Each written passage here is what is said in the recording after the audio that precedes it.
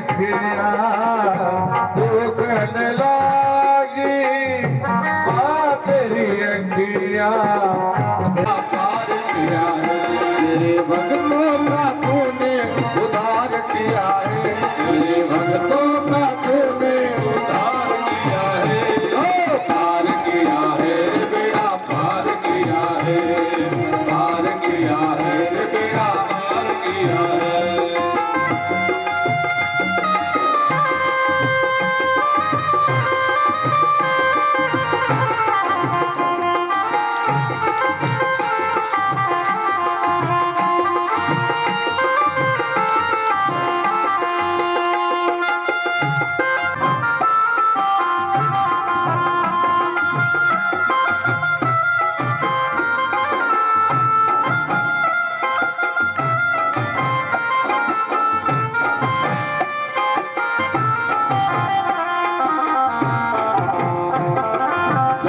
तेरे आया सब द्वारों से हारा द्वार तेरे आया सब द्वारों से हारा तेरे सिवा न कोई दूजा सहारा तेरे सिवा न कोई दूजा सहारा पार किया है मेरा पार किया है पार किया है मेरा पार किया है पार किया है मेरा पार किया है।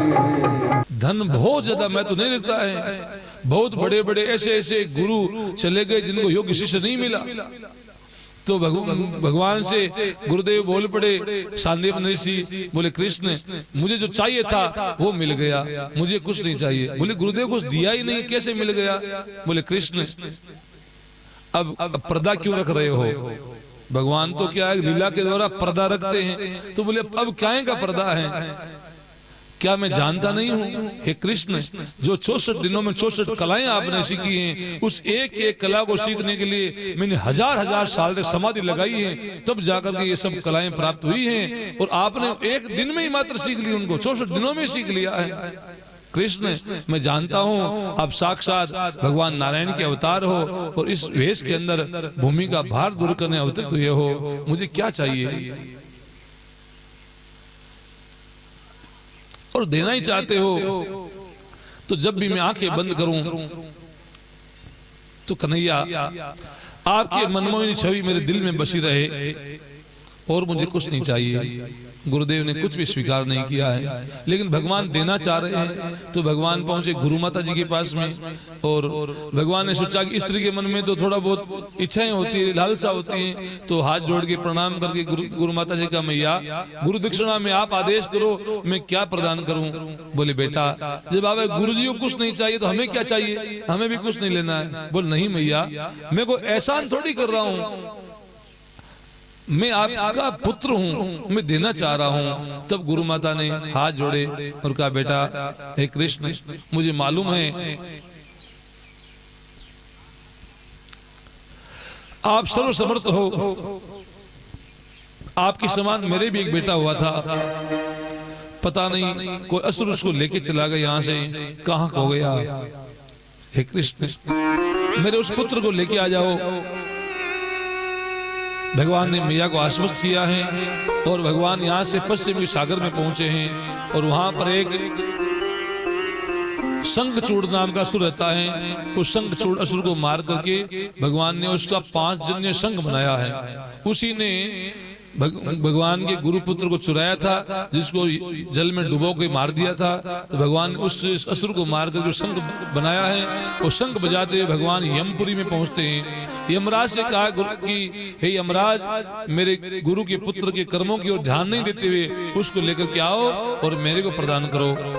तो गुरु पुत्र को लेकर के आते हैं, अपनी गुरु माता को प्रदान किया है। गुरु माता बड़ी प्रसन्न हुई, आशीर्वाद दिया हे कृष्ण तुम जुग जुग जियो, तुम्हारी कीर्ति पूरे विश्व में फैले। इस प्रकार से भगवान ने गुरु माता को राजी किया, प्रसन्न किया है और गुरुदेव के चरणों में प्रणाम करके यहाँ से विदाई लेते हैं। तो सामने मिल गए सुदामा जी। अब सुदामा जी ने भगवान को देखा, गले लिपट गए, कहा कन्हैया तुम आज जा रहे हो, हमारा मन कैसे लगेगा। भगवान बोल पड़े सुदामा तो ब्राह्मण है, जीवन भर शिक्षा ग्रहण करे तो भी कम है, मुझे बहुत काम करने हैं। सुदामा जब कभी अवसर मिले तो एक दिन हमारे घर जरूर आना। भगवान ने न्योता दिया है और यहाँ से चलकर पहुंचते हैं मथुरा के अंदर। बलदाऊ भैया तो बड़े भाई हैं, बड़े भाई पे जिम्मेदारियां रहती हैं, तो बलदाऊ भैया तो गायों की सेवा में आदि में लग जाते हैं। और कन्हैया एक कक्ष में जाकर के बैठ गए। आज मैया देव की मन में सोचती हैं, मैं कैसी अभागी माँ हूँ जिसने अपने स्तन का दूध भी अपने पुत्र को नहीं पिलाया। आज मैं 56 भोग बनाऊंगी, मेरे पुत्र श्री कृष्ण को भोग लगाऊंगी। तो बड़े प्रेम के साथ में मैया ने 56 भोग प्रसाद बनाया है। एक स्वर्ण की थाली के अंदर 56 भोग परोस करके मैया देव की पहुंचते जिस कक्ष में भगवान कृष्ण बैठे हैं, कन्हैया तो एक कोने के अंदर मुख किए हुए मुरली बजा रहे हैं। मैया देव की आवाज लगाती हैं, कृष्ण मैं तुम्हारे लिए प्रसाद लेके आई हूँ। भगवान ने अपना मुख मैया की ओर किया तो भगवान तो मुरली बजाते हुए गोपियों की याद कर रहे हैं और उनकी याद में भगवान की आंखों से टप टप टप आंसू बह रहे हैं। मैया की तरफ मुंह किया तो मैया ने कन्हैया के आंखों में आंसू देखे तो थाल हाथ में छूट गया। अरे लगता है इसका मन नहीं लगा है। मैया दौड़ करके वसुदेव जी को बुलाया अपने पास में, अजी आप सुन रहे हो, लगता है श्री कृष्ण का यहाँ मन नहीं लगा है, क्या उनको कोई वस्तु की जरूरत है, आप जाकर पूछो तो सही। वसुदेव जी ने कहा कि देवकी कन्हैया को किस बात में रुचि है, किस बात में उसका मन है, ये मुझे पता नहीं है, तो व्यवस्था करो। महाराज मैं देख नहीं सकती पर व्यवस्था करता हूँ। तो बृहस्पति जी महाराज के शिष्य उद्धव जी, उनको बुलाया है और वसुदेव जी ने कहा कि आप जाकर कृष्ण को पूछो कि कोई कमी तो नहीं है, वो कमी है तो हम व्यवस्था कर देंगे, कोई वस्तु की जरूरत हो तो हमें बोल दे, में इतना दुखी नहीं होए। तो उद्धव जी भगवान के पास में आए। उद्धव जी ने भगवान के पीछे से हाथ लगाया, आंखों में भगवान के आंसू बह रहे हैं। उद्धव जी ने कहा कन्हैया क्या बात है, क्या कोई कमी है, क्या कोई वस्तु की जरूरत है, कोई बात हो तो हमें कह दो, शंका मत करो। भगवान ने कहा उद्धव मोही ब्रज विसरत नाही, उद्धव में ब्रज को नहीं भूल सकता, उद्धव में उन गोपियों को नहीं भूल सकता, मुझे यशोदा मैया की याद आ रही है। उद्धव जी ने कहा तो कन्हैया हम आपके लिए क्या करें। हुआ क्या कि बंधुओं, जब गुरु जी के आश्रम में भी भगवान गए हुए थे तो वहां पर भी तो भगवान को प्रतिपल याद आती। तो सुदामा जी को भगवान ले जाकर के पेड़ पौधों के झुरमुट में बैठ जाते और मुरली सुनाते हुए जो वृंदावन की याद थी वो भगवान सुनाते हुए अश्रुपात किया करते। इधर उद्धव ने कहा कि भगवान हम क्या करें कन्हैया आपके लिए। बोले उद्धव जी आप तो बड़े ज्ञानी हो, एक काम करो आप वृंदावन जाओ और उन गोपियों से कह दो कि श्री कृष्ण कोई शरीर नहीं है, वो आत्मा है, वो चेतन है, वो परमात्मा है, उनके शरीर से प्रेम नहीं करे, उनकी आत्मा से प्रेम करे। उद्धव जी ने कहा ये तो हमारा काम है, हम तो प्रवचन देने का काम करते हैं। उद्धव जी को अपने ज्ञान पे बड़ा अहंकार था कि मेरे समान को ज्ञानी नहीं है। 4 शास्त्र, 4 वेद, 6 शास्त्र, 18 पुराण का उनको बड़ा ज्ञान था। तो बोले ठीक है। तो यहाँ से आज राजकीय रथ को लेकर के उद्धव जी निकल पड़ते हैं वृंदावन की ओर। इधर गोपियां जब से भगवान मथुरा गए हैं तब से उनको एक पल के लिए चैन नहीं है, बार बार अपने घर के छत के ऊपर चढ़ जाती, दक्षिण की ओर निहारती, कभी तो कन्हैया आते हुए दिखेंगे। आज कुछ गोपियां छत पे चढ़ के देखती हैं तो दूर से कोई एक रथ आता हुआ दिखाई दे रहा है। अरे गोपियों लगता है कि आज हम अदमों की याद आ गई है, आज कन्हैया आ रहे हैं। अब तो तुरंत नगर में पूरे में खबर फैल गई, कोई तो जल छिड़क रही है और कोई पुष्प छिड़क रही है, कोई माला बना रही है। अरे आओ हम स्वागत करते हैं। देखो हमें विश्वास था कि कन्हैया जरूर आएंगे, जरूर हमारी याद आएगी। और स्वागत के लिए कई तो दौड़ पड़े नगर से बाहर और कई यहाँ पर तैयारी कर रही हैं। इधर रथ जब नजदीक आने लगा तो कुछ साफ साफ दिखने लगा, अरे लगता है कि रथ पर तो कोई दूसरा ही व्यक्ति बैठा हुआ है, लेकिन उद्धव जी का चेहरा और शरीर कदकाठी भगवान का जैसी की जैसी थी। तो कुछ देर तो उनको लगा कि जैसे कोई श्री कृष्ण आ रहे हैं। रथ जब नजदीक आया उनको लगा कि श्री कृष्ण नहीं है, ये तो कोई दूसरा ही पुरुष है। उद्धव जी के पास गोपियां गई और बोल पड़ी, महाराज आप कौन है, कहाँ से आ रहे हैं? उद्धव जी बोल पड़े, मैं तो मथुरा से आया हूँ, मेरा नाम उद्धव है। श्री कृष्ण को नहीं लाए हैं आप? उद्धव जी ने उनकी ओर देखा ही नहीं, रथ को आगे बढ़ा दिया। बाबा नंद के महल के बाहर रथ को खड़ा कर दिया। उद्धव जी अंदर प्रवेश करते हैं। बड़ा आंगन, उसमें पलना लगा हुआ है। पलने के एक तरफ यशोदा मैया बैठी हैं, एक तरफ बाबा नंद बैठे हैं और पलने में धीरे धीरे झोंटे दे रहे हैं। उद्धव जी पास में आए, मैया पाए लागू, मैं मथुरा से उद्धव आया हूँ। यशोदा मैया बोल बड़ी, अल्लाह मत करो, बाहर चले जाओ, मेरा लाला अभी अभी सोया है। उद्धव जी देख रहे हैं पलने में तो कोई है ही नहीं है, खाली पलने में झोंटे दे रहे हैं। उद्धव जी फिर आए, अरे मैया मैं उद्धव। मैया बोल, भैया आपको कह दिया ना बाहर चले जाओ, मेरा लाला अभी सोया है, क्या तुम जगाओगे इसको? उद्धव जी थोड़ी देर के बाद फिर आए, मन में सोचते हैं लगता है कि श्री कृष्ण के विरह में बाबा नंद और यशोदा पागल हो गए हैं, इनको होश तक नहीं है, कन्हैया उनके पास नहीं है।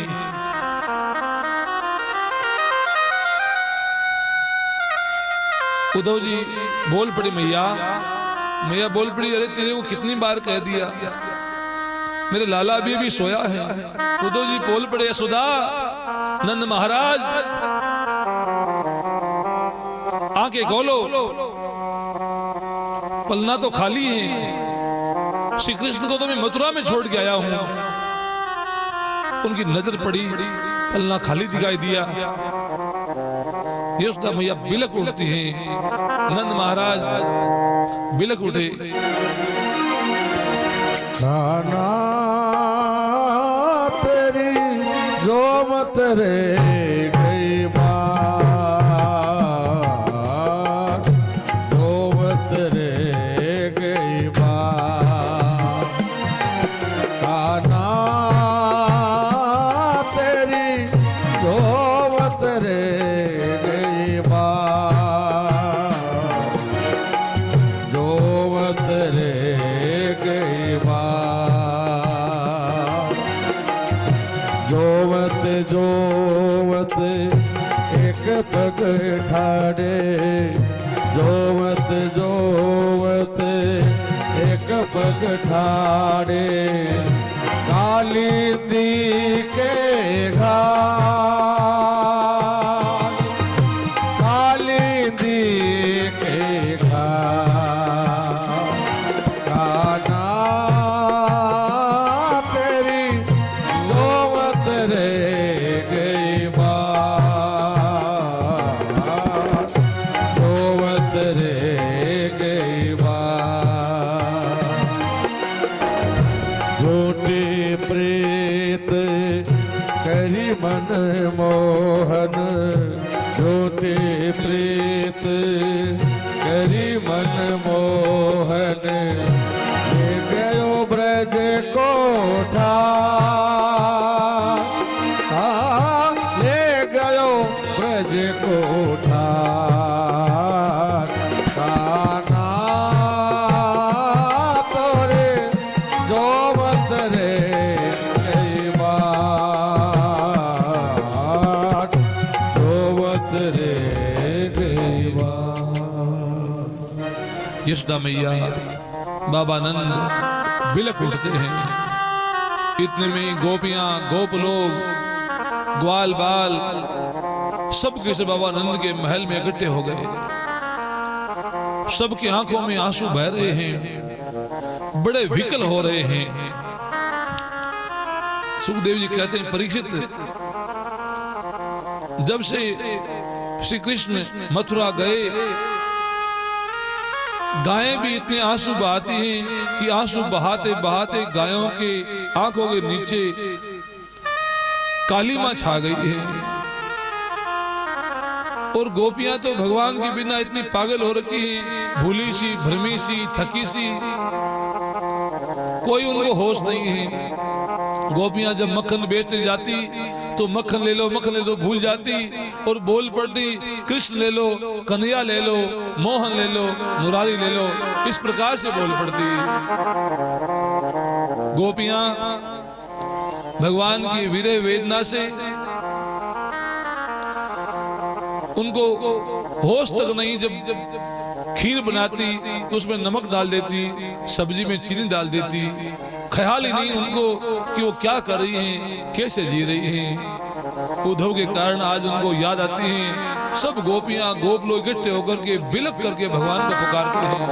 आलोट के आजा नंदलाल, तुझे सब ग्वाल बुलाते हैं। आलोट के आजा नंदलाल, तुझे सब ग्वाल बुलाते हैं। देखो नैनों में आंसू डाल, देखो नैनों में आंसू डाल, तुझे सब ग्वाल बुलाते हैं। आलोट के आजा नंदलाल मेरे श्याम।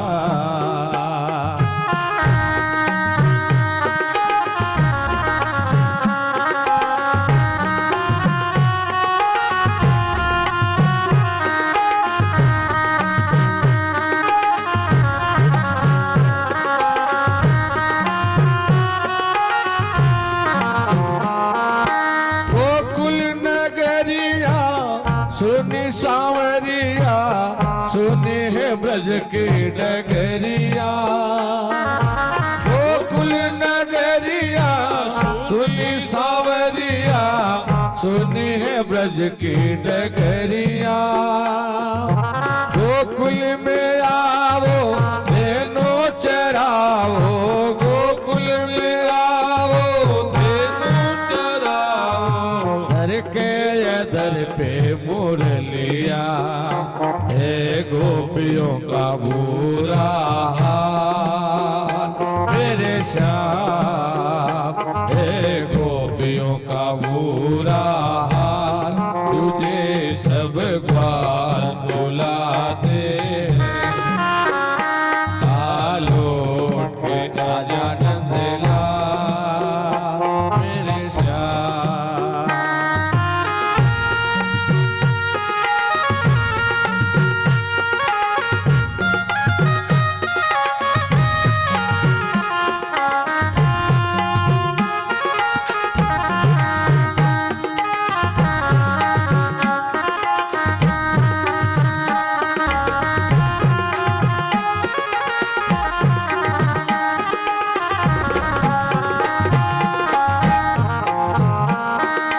मथुरा में धारे अब तक ना आए, आ जाओ प्यारे कन्हैया।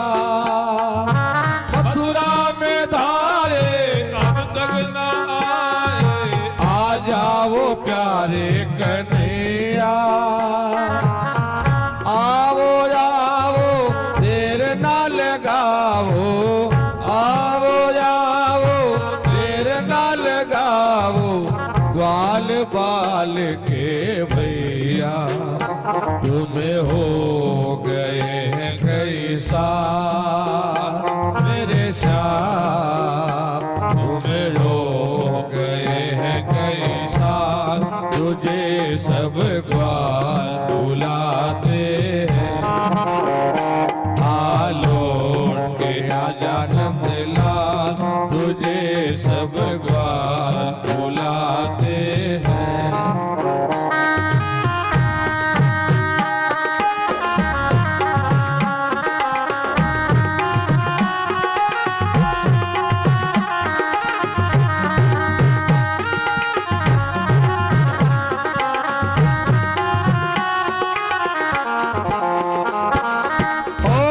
के राजा मथुरा से आजा, दर्शन के नैना है बावरे। ओ ब्रज के राजा मथुरा के है नैना बावरे, मन हर रसीले मोहन छबीले, मन हर रसीले मोहन छबीले, राधा के चित चोरे सावरे, दे दर्शन करो निहाल मेरे श्याम, दे दर्शन करो निहाल, तुझे सब ग्वाल बुलाते हैं, आलोट के आजाद लाल, तुझे सब ग्वाल बुलाते हैं, आलोट के आजाद लाल मेरे श्याम। बोले गोपाल कृष्ण भगवान की जय हो। गोपियां, गोप लोग, ग्वाल बाल सब के सब भी भगवान के बिना अधीर हो रखे हैं। हे कन्हैया तुम कब आओगे? उद्धव जी महाराज गोपियों के पास में आए और बोल पड़े, रे गोपियों, जिन श्री कृष्ण से तुम प्रेम करती हो वो शरीर नहीं है, वो आत्मा है, वो चेतन है, वो कण कण में बसने वाले परमात्मा है।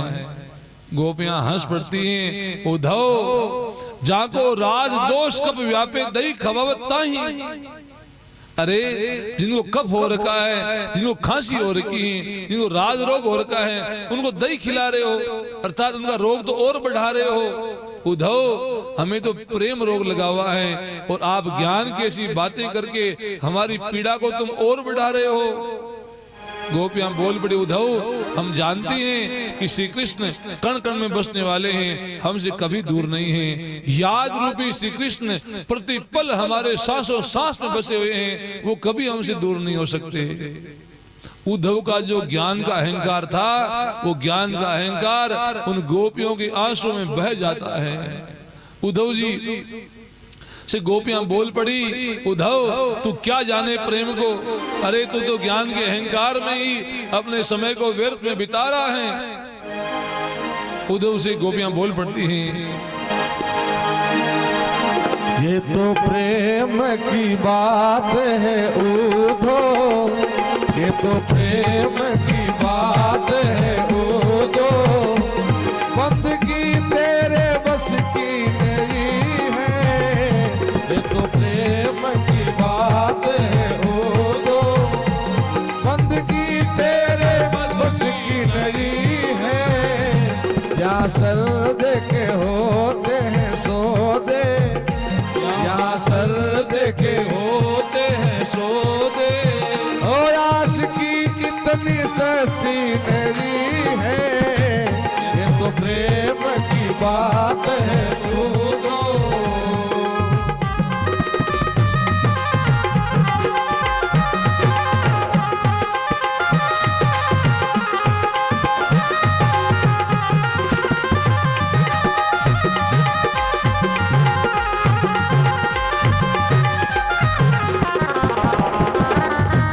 प्रेम वालों ने कब वक्त पूछा, इसकी पूजा में सुन रे उद्धव, प्रेम वालों ने कब वक्त पूछा, ओ इसकी पूजा में सुन रे उद्धव, यहाँ दम दम में होती है पूजा, यहाँ दम दम में होती है पूजा, सर झुकाने की फुर्सत नहीं है, ये तो प्रेम की बात है उद्धव।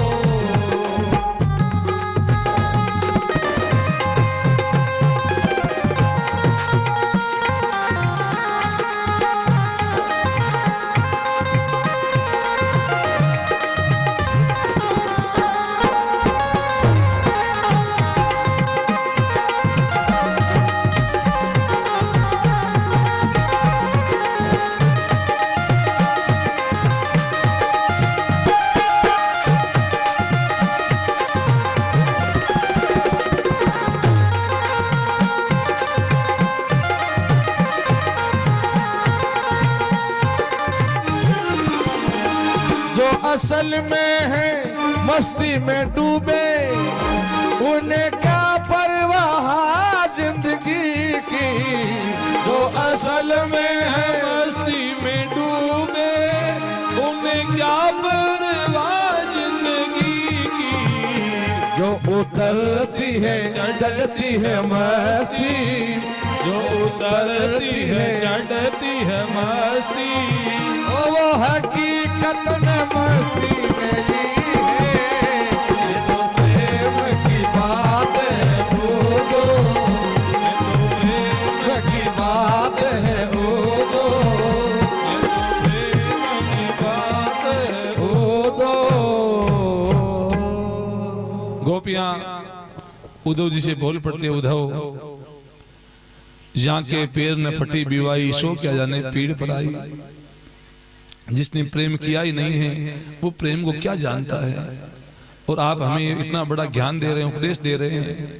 उद्धव जी का सारा अहंकार दूर हो गया और उन गोपियों के चरणों में गिर पड़ते हैं। कथा यह कहती है कि उन गोपियों के चरणों के धूलि को अपने सर के लगाया है और भक्ति मार्ग की उन गोपियों को अपनी गुरु बनाया है। अब सब ध्यान देना बंधुओं, पहले भी एक प्रसंग में थोड़ी छोटी सी बात आपको बताई थी कि प्रेम इस प्रकार का होता है। प्रेम में त्याग ही त्याग है, त्याग ही त्याग, देना ही देना है। प्रेम में लेना आ गया, स्वार्थ आ गया, सुख लेने की चाह आ गई, वो प्रेम नहीं है।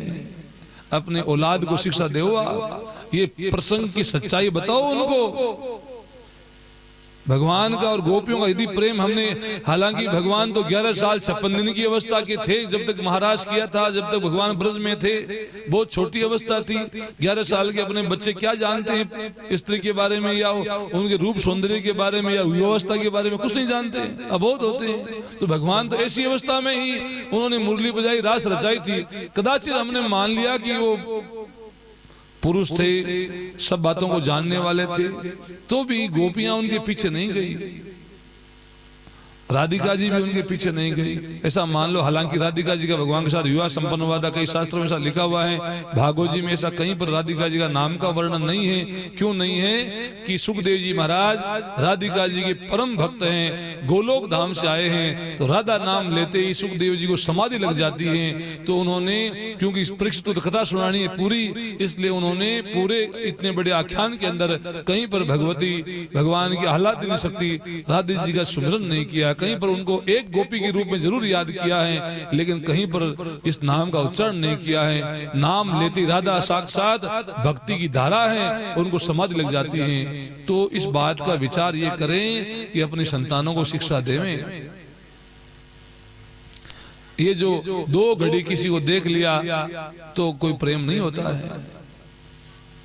आज छोटी छोटी बात के लिए अपने युवा बच्चे जान दे रहे हैं, या अपने समाज में जो नहीं होने वाले बात काम कर रहे हैं, ये अपने लिए बहुत लानत का विषय है, बहुत विचार का विषय है। इस पर यदि शीघ्र विचार नहीं किया गया तो हमारा चरित्र नष्ट हो जाएगा और सब के सब इस प्रकार का आचरण करेंगे तो हमारी जो समाज की जो प्रथा है, समाज जीने का जो तरीका है, हमारी इज्जत आबरू है, हमारा जो संस्कृति है, वो वास्तव में नष्ट हो जाएगी। इसलिए भगवान का जो प्रेम है, इस प्रेम की जो उच्चतम स्थिति है उस पर विचार करें।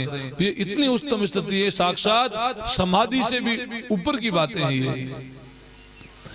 उद्धव जी ने आज उन गोपियों को भक्ति मार्ग की गुरु बनाते हैं और चलकर पहुंचते हैं भगवान के पास में। हर रोज तो भगवान के बराबर में बैठा करते, आज कन्हैया की नजर पड़ती, उद्धव जी पहले से चरणों में लमलेट हो गए, चरणों में गिर पड़ते हैं। उद्धव जी ये क्या कर रहे हो, आप तो आयु में मुझसे बड़े हो और इस प्रकार से आप क्या कर रहे हो। बोले नहीं प्रभु, मैं आपको पहचान नहीं पाया, मैं तो सोच रहा था कि ज्ञान से ही आपको जाना जा सकता है, लेकिन भगवान ताही अहीर की चोहरियां छचिया बरिछाछ पे नाच नचावत। उन भगवान को, कौन से भगवान को, शेष महेश दिनेश सुरेश, जिनको शेष नाग जी, भगवान महेश, शिव जी, ब्रह्मा जी हैं, और साक्षात शारदा जिनका गुणगान गाती हुई नेति नेति बोल पड़ते कि मैं आपको गुणगान नहीं कर पाऊंगी, भगवान का गुण इससे भी सर्वोत्तम है। ऐसे भगवान को उन अहीर की बालिकाओं ने अपने प्रेम के वश में करके मात्र 2 चड़ू छाछ के लिए नाच नचा लिया है। और जो परमात्मा, परम पिता परमात्मा है, वो उन गोपिकाओं के लिए इधर एकांत में बैठा बैठा भिलक रहा है। धन्य है प्रभु। ये प्रेम तो भगवान के चरणों में गिर पड़े उद्धव जी। उठे नहीं, भगवान ने कहा उठो उद्धव उठो। उद्धव ने कहा नहीं प्रभु नहीं उठूंगा। बोले क्यों? बोले पहले उन गोपियों का जो आपके प्रति प्रेम है उसका एक रति प्रेम मुझे प्रदान करो। रति कितनी छोटी, एक चिरमी होती है उसको रति बोलते हैं। तो एक रति प्रेम, जितना आप गोपियों का प्रेम आपके प्रति है उसका एक रति मुझे प्रदान कर दो। अर्थात गोपियों का प्रेम तो पहाड़ के समान है, उसका एक रति प्रेम मांगा है कि मेरा तो उद्धार उसी से हो जाएगा। उद्धव जी को भगवान ने अपने प्रेमा भक्ति प्रदान किए और गले लगाया है। इस प्रकार भगवान ने एक साथ में दो काम किए, उद्धव का अहंकार भी दूर किया है, उद्धव को ज्ञान भी दिलाया है और तीसरा उन गोपियों को संदेश भी दिला दिया गया है। इधर कंस की दो पत्नियां अस्थि और प्राप्ति पहुंचती हैं मगध देश का राजा जरासंध उसके पास पहुंची अपने पिताजी के पास में और कहते हैं पिताश्री कृष्ण बलराम दिखने में छोटे हैं लेकिन आपके जामाता को, आपके जवाई को भरी सभा के अंदर उन्होंने मार गिराया है, आप उनका बदला लीजिए। और कहते हैं कि जरासंध जिसके पास में बहुत बड़ी सेना थी उस समय में 23 अक्षौहिणी सेना थी, उन सेना को लेकर के आज मथुरा को घेर लिया है। उग्रसेन जी महाराज दौड़ करके भगवान श्री कृष्ण के पास में आते हैं और कहा कन्हैया अब तो लगता है बड़ी विपत्ति आ गई है। बोले कैसे? बोले कंस के ससुर जरासंध ने हमारे घेर लिया है। नाना श्री आप चिंता मत कीजिए, हम देख लेंगे। बलदाऊ भैया को साथ में लिया है और थोड़ी सेना थी उनके पास में, सबको साथ में लिया और भगवान युद्ध में ऐसा पराक्रम दिखाया कि दुष्ट जरासंध को हरा दिया। एक बार दो बार ऐसे करते करते 17 बार उस जरासंध को हराया है। 17वीं बार जरासंध के बड़ी मुश्किल से प्राण बचे, सेना करीब करीब नष्ट हो चुकी थी और बड़ी मुश्किल से अब मगध में पहुंचा है। इधर एक काल यवन नाम का असुर जरासंध के पास में आता है और कहता है कि हे जरासंध जैसा मैं उपाय बताऊं वैसा करो तो आपको विजय मिल सकती है। बोले आप उपाय बताओ। तो बोले श्री कृष्ण है वो ब्राह्मणों के भक्त हैं, आप एक काम करो जितने भी आपके मगध के अंदर ब्राह्मण हैं सबको जेल खानों में डाल दो और सबसे कह दो कि मेरी विजय होनी चाहिए, यदि मैं जीत जाऊंगा तो इतना धन दूंगा कि किसी के सामने हाथ नहीं पिलाना पड़ेगा, यदि हार गया तो सबको मौत की घाट उतार दूंगा। तो लाखों लाखों ब्राह्मणों को जेल खानों के अंदर डाल दिया गया है और सबको कह दिया मेरी विजय होनी चाहिए। और उस काल यवन को अपना सेनापति बना करके आज जरासंध 18वीं बार घेर लेता है मथुरा को। भगवान को सूचना मिलती है, बलदाऊ भैया भगवान के पास में आते हैं और कहा कृष्ण चलो युद्ध करने के लिए। भगवान को तो प्रतिपल अपने भक्तों की बात ज्ञान रहती है। लाखों लाखों भक्त जेल खाने पड़े हुए दोनों हाथ खड़े करके कृष्णाय वासुदेवाय हरे परमात्मने प्रणतः क्लेशनाशाय गोविंदाय नमो नमः।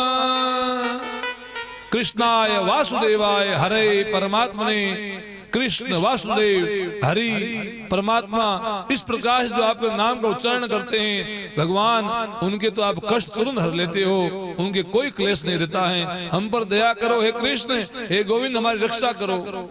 भगवान को तो दिख रहा है। बलदाऊ बहन का कन्हैया हर रोज तो युद्ध की बात आती है तो हमारी भ्रकुटियां फटकने लगती है और युद्ध के लिए तैयारी करते हो। आज क्या बात है तुझे पता है? कार्पण्येन यश क्रुधा गुणचयो दम्भेन सत्यं क्षुधा मर्यादा व्यसनै स्थैर्यं प्रमादै द्विजै पैशुन्नेन कुलं मदेन विनयो दुश्चेष्टया पौरुषं दारिद्र्येण जनादरो ममतया आत्म प्रकाशोहत। कार्पण्यन यश, कायरता से यश का नाश होता है। जो व्यक्ति कायर है वो कभी यश प्राप्त नहीं कर सकता। दम्भेन सत्यम, दम्भ से सत्य का नाश होता है। क्रोधा गुणचयो, क्रोधी व्यक्ति में गुण नहीं टिकते हैं। छोटी छोटी बात में क्रोध कर लिया तो फिर इसमें सद्गुण नहीं आते हैं। क्षुधा मर्यादा, क्षुधा तृष्णा, तृष्णा के कारण परिवार की, समाज की, धर्म की मर्यादा का पालन नहीं होता है। व्यसन धनम, व्यसन करने से धन का नाश होता है। विपदा स्थैर्यम, विपत्ति से चित्त की स्थिरता का नाश होता है। प्रमादय द्विजयी, और प्रमाद से द्विज ब्राह्मण का नाश होता है। पैशून्येन कुलम, चुगली से बड़े कुल का नाश होता है। मदेन विनयो, अहंकार से विनय का नाश होता है। दुश्चेष्टा पुरुषम, दुश्चेष्टाएं ताका झांकी से पुरुष पुण्य का नाश होता है। दारिद्र्येण जनादरो ममतया आत्म प्रकाशोहत। दारिद्र्येण, दरिद्रता से जनता का आदर, और ममतया आत्म प्रकाश होता है, अपना जो आत्मज्ञान का नाश हुआ है, अपने को जो भगवान का ज्ञान नहीं हो रहा है, उसका एकमात्र कारण है कि ममता, संसार में मोह है। बलदाव बहन उपदेश दिया तो भगवान तैयार हो गए, युद्ध करने के लिए आ गए, सेनाएं आमने सामने डट जाती हैं। आज भगवान के अंदर उत्साह नहीं है, तो बलदाव भैया ने श्री कृष्ण से पूछा, कन्हैया बात क्या है, बता भी नहीं रहे हो और युद्ध करने भी आ गए हो। हर रोज तो युद्ध भूमि के अंदर आपकी भ्रकुटी फड़कती रहती है और आप इतने उदासीन हो रखे हो।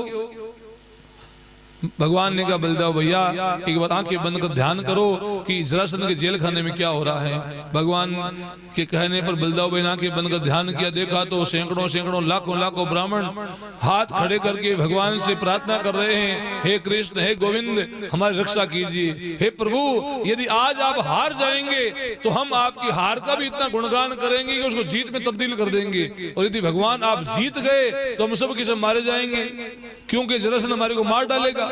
तो भगवान आज हमारे लिए हार जाइए। देखो बंधुओं, भगवान का संकल्प किया हुआ है कि मेरी बात तरे तो टर जाए, मेरी भक्त की बात रहनी चाहिए। भगवान कहते हैं मेरी इज्जत जाए ना तो मेरे कोई फर्क नहीं पड़ता है, लेकिन मेरी भक्त की इज्जत नहीं जानी चाहिए। महाभारत के अंदर भगवान ने एक संकल्प किया था। क्या किया था? कि मैं पूरे महाभारत में हाथ में अस्त्र शस्त्र धारण नहीं करूंगा, ये किया था।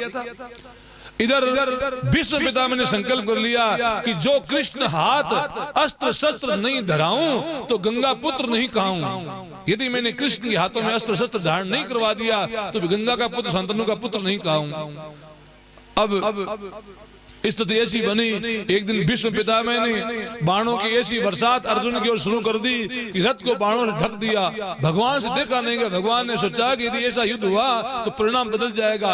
इधर रथ का एक पहिया टूटा हुआ पड़ा था। भगवान ने अपने अंगुली में रथ के पहिए को उठाया, चक्र की तरह घुमा करके भीष्म पितामह को मारने दौड़े। भीष्म पितामह ने हाथ जोड़ लिए, कहा भगवान मैं तो यही इसी दिन को देखना चाह रहा था। किस दिन को? कि आप अपने भक्तों की रक्षा के लिए अपने प्रण को तोड़ते हो कि नहीं तोड़ते हो। अपने भक्त की रक्षा के लिए और भक्त का प्रण रखने के लिए। इधर तो भक्त की रक्षा, इधर भीष्म पितामह का प्रण है कि कृष्ण के हाथ में हथियार धारण नहीं करवा दिया तो मैं भी गंगा का बेटा नहीं हूं। तो दोनों बातें रख लिया आपने, अपने प्रण को गंवा दिया। अर्थात भगवान कहते मेरे प्रण की ज्यादा मैं तो नहीं है, मेरे भक्तों का प्रण रहना चाहिए। तो बलदाव बहन ने कहा अब क्या करें, युद्ध भूमि में आगे पीठ दिखा के थोड़े भागेंगे। भगवान ने कहा मेरे क्या फर्क पड़ने वाला है, लोग मुझे कायर कहते हैं, क्या फर्क पड़ता है। तो काल्यवन ने कहा आक्रमण मारो इसको। जैसे ही सेना को आक्रमण का आदेश मिलता है भगवान श्री कृष्ण रथ से कूद पड़ते हैं और आगे दौड़ पड़े। काल्यवन सेना को छोड़ उसी भगवान के पीछे दौड़ पड़े। अरे ये तो कायर है, रण छोड़ है, रण छोड़ है। भगवान का नाम क्या पड़ा? रण छोड़ रहा है। बोल रण छोड़ रहा है भगवान की हो। राजा रण छोड़, राजा रण छोड़, राजा रण छोड़, राजा रण छोड़, द्वार काढ़ो नाथ मारो राजा रण छोड़, द्वार काढ़ो नाथ मारो राजा रण छोड़। राजा रण छोड़, राजा रण छोड़, राजा रण छोड़, राजा रण छोड़, द्वार काढ़ो नाथ मारो राजा रण छोड़, द्वार काढ़ो नाथ मारो राजा रण छोड़। बोल रण छोड़ रहा है भगवान की जय हो। अब काल्यवन तो पीछे, भगवान आगे। सामने एक पहाड़ी दिखाई दी, भगवान उस पहाड़ी गुफा थी, गुफा में घुस गए। इधर गुफा के अंदर मुचकुंद महाराज सोए हुए हैं। भगवान ने अपना दुपट्टा फैलाया और मुचकुंद को उठा दिया। भगवान तो एक कोने में जाकर के बैठ गए। ये कालेवन ने कहा सैनिकों से कहा बाहर खड़े हो जाओ। अरे ये श्री कृष्ण, ये तो जरासंध कैसे हार गया पता नहीं, इसके हाथ में हथियार नहीं है, केवल बांसुरी है, बांसुरी से युद्ध थोड़ी होता है, मैं अभी घसीट के इसको बाहर लेके आता हूँ। कालेवन गुफा में घुसता है, देखा तो दुपट्टा ओढ़ के सोया हुआ है। कालेवन ने सोचा कि दुपट्टा ओढ़ के श्री कृष्ण सोए हुए हैं, लात की मारी, अरे ग्वाले, गायों के पीछे नंगे पांव भटकने वाले, तो युद्ध करेगा हमसे, उठ कहीं के, यहाँ छुपकर बस थोड़ी जाएगा, मैं तुम्हें इसी क्षण मार डालूंगा। एक लात के जैसे ही मारी और वैसे ही कालेवन को लात मारने से मुचकुंद महाराज जग जाते हैं। दुपट्टे को हटाया है, कालेवन पर नजर पड़ी कि कालेवन जलकर के राख की ढेरी हो गया, कालेवन भस्म हो गया उसी क्षण। परीक्षित महाराज ने हाथ जोड़े, कहा गुरुदेव, मुचकुंद महाराज की आंखों में ऐसा कौन सा तेज था जो कालेवन जलकर के राख की ढेरी हो गया। श्री सुखदेव जी बोल पड़े, परीक्षित, ये जो मुचकुंद है ना, आपको कथा में चतुर्थ दिवस में कथा सुनाई थी कि सूर्य वंश में एक राजा हुए युवनाश्व, युवनाश्व के बेटे मानधाता और मानधाता के बेटे होते मुचकुंद। तो ये मुचकुंद पृथ्वी पर बड़े प्रतापी राजा थे। एक बार देवता लोग संकट में पड़ गए, असुर बढ़ जाते हैं, तो देवताओं ने मुचकुंद महाराज को बुलाया स्वर्ग के अंदर देवताओं की ओर से असुरों के खिलाफ युद्ध करने के लिए। तो वहां पर कई समय तक, काफी लंबे समय युद्ध चला। तो युद्ध में देवता लोग विजयी हो गए। तो भगवान प्रसन्न हुए और मुचकुंद से कहा कि हे मुचकुंद महाराज, आप देवताओं का बड़ा सहयोग किया है, अब आप जाओ अपना राज्य संभालो।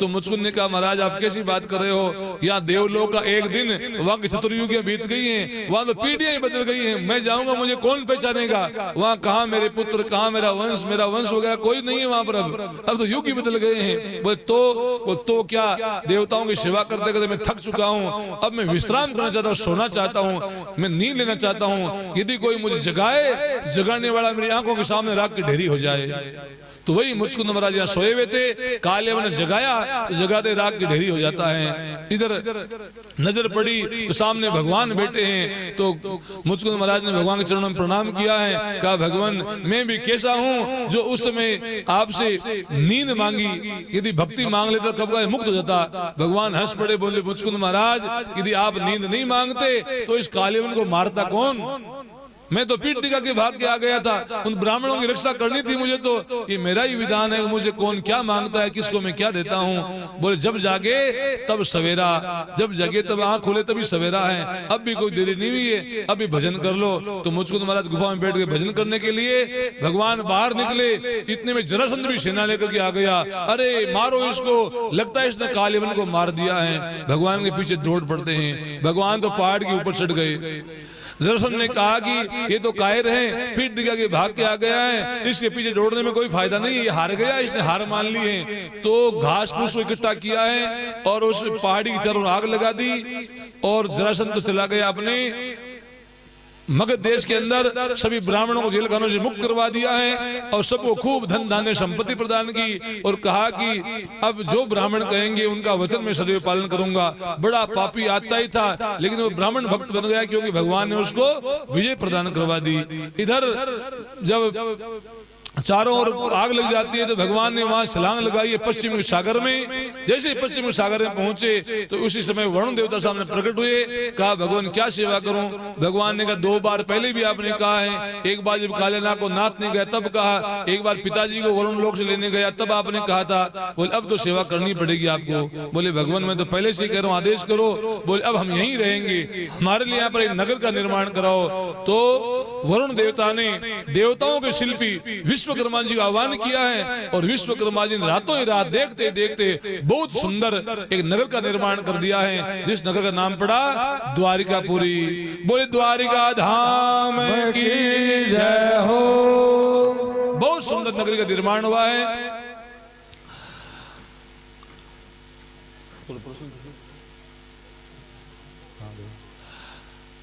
इधर भगवान ने उस सभा के अंदर विराजमान होकर के ऐसी मुरली की टेर लगाई कि जो जो भक्त लोग मथुरा के अंदर सोए हुए थे उन भक्तों को रातों रात यहाँ पर प्रतिष्ठापित कर दिया है।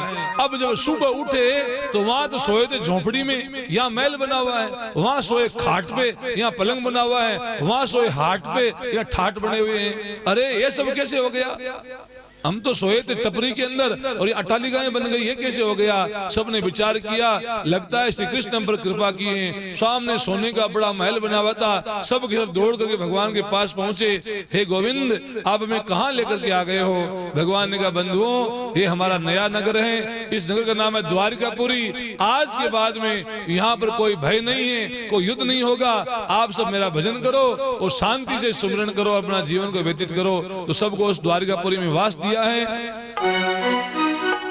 इधर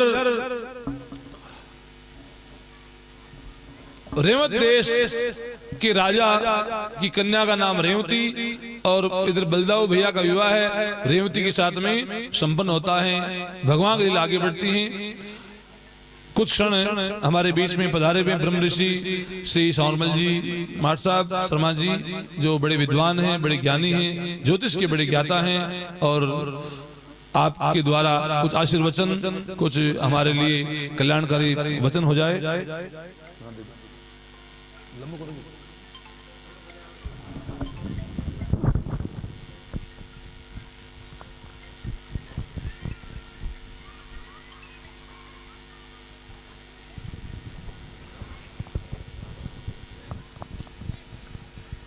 हरि ओम।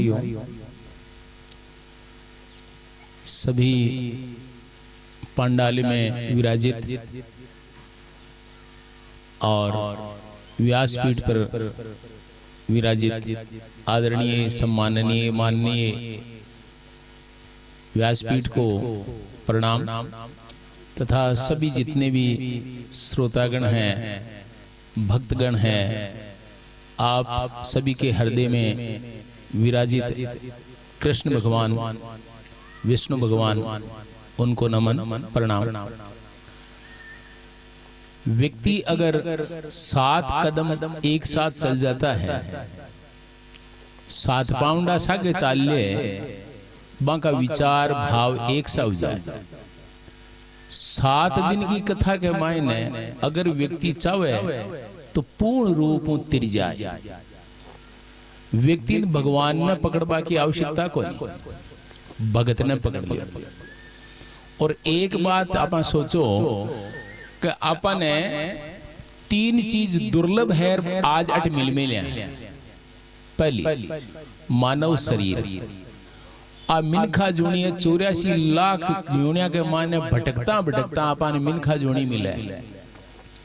इन जीवा ने सीख बागो जो तरीको है वो ई भागवत महापुराण में दिएड़ो है कि 7 ही दिन को जीवन है अपना, दीतवारों ले शनिवार तक 7 दिन को जीवन है।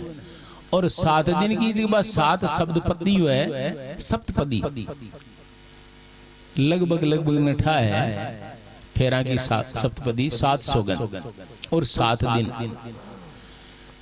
तो जीवन में जगह अपना शास्त्र है, आ शास्त्र ने बहुत जबरदस्त रूप पकड़ना चाहिए। जब मन आके मायने बहुत ताकत है, लेकिन पकड़ वाला तो पकड़े को नहीं।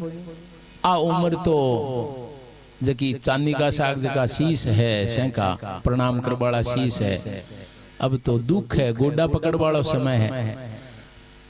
आ उम्र है 18 वर्षों ले 55 वर्ष के बीच का अगर आर सुने ने तो सगड़ा की सेवा था कि घरा हो जाए। 18 लेर 55 वर्ष का जितना भी घर के मायने है, बउआ है, बेटा है, बेटी है, बन सगड़ा लानो चाहिए के ओ मिनखा जुनी है ने बार बार को नहीं मिले, आ सत्संगत बार बार को नहीं है। तो मनुष्य जीवन मुमुक्षत्व की भावना यानी मोक्ष की भावना, धर्म, अर्थ, काम और मोक्ष, ये 4 अपना पुरुषार्थ है। 4 पुरुषार्थ में 3 पुरुषार्थ अपना शानदार कर ले ने, धर्म कर ले। देखो देखो आज अपना आप कोई हरि की कृपा हुई है, भोला राम जी महाराज की कृपा है, देव स्थान है और सत्संगत है। तो पहली मनुष्य शरीर, दूसरो मुमुक्षत्व की भावना अपना आप पैदा हो जैसी। 7 दिन के माने काल आपंग माने बहुत परिवर्तन हो जैसी। लेकिन एक क्षण भी कोई आओ, संपूर्ण गांव का आना चाहिए। भगवान के कोई प्रकार को भेद को नहीं।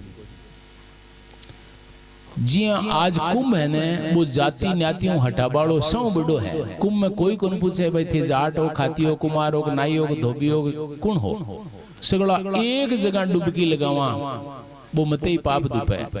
पाप हकीकत में मायनाओं ऊपराओं निकले को नहीं, भावनाओं अपना आप दुब जावे। तो जक्की जगह भगवान की कृपा हुए, भगवान की दृष्टि हुए और भूमि को उदो जागे, बीच जगह ई प्रकार को आयोजन हुए। ई भूमि ने अगर आप नमन कराने तो निश्चित रूप आपा का माने बदलाव हो जाए।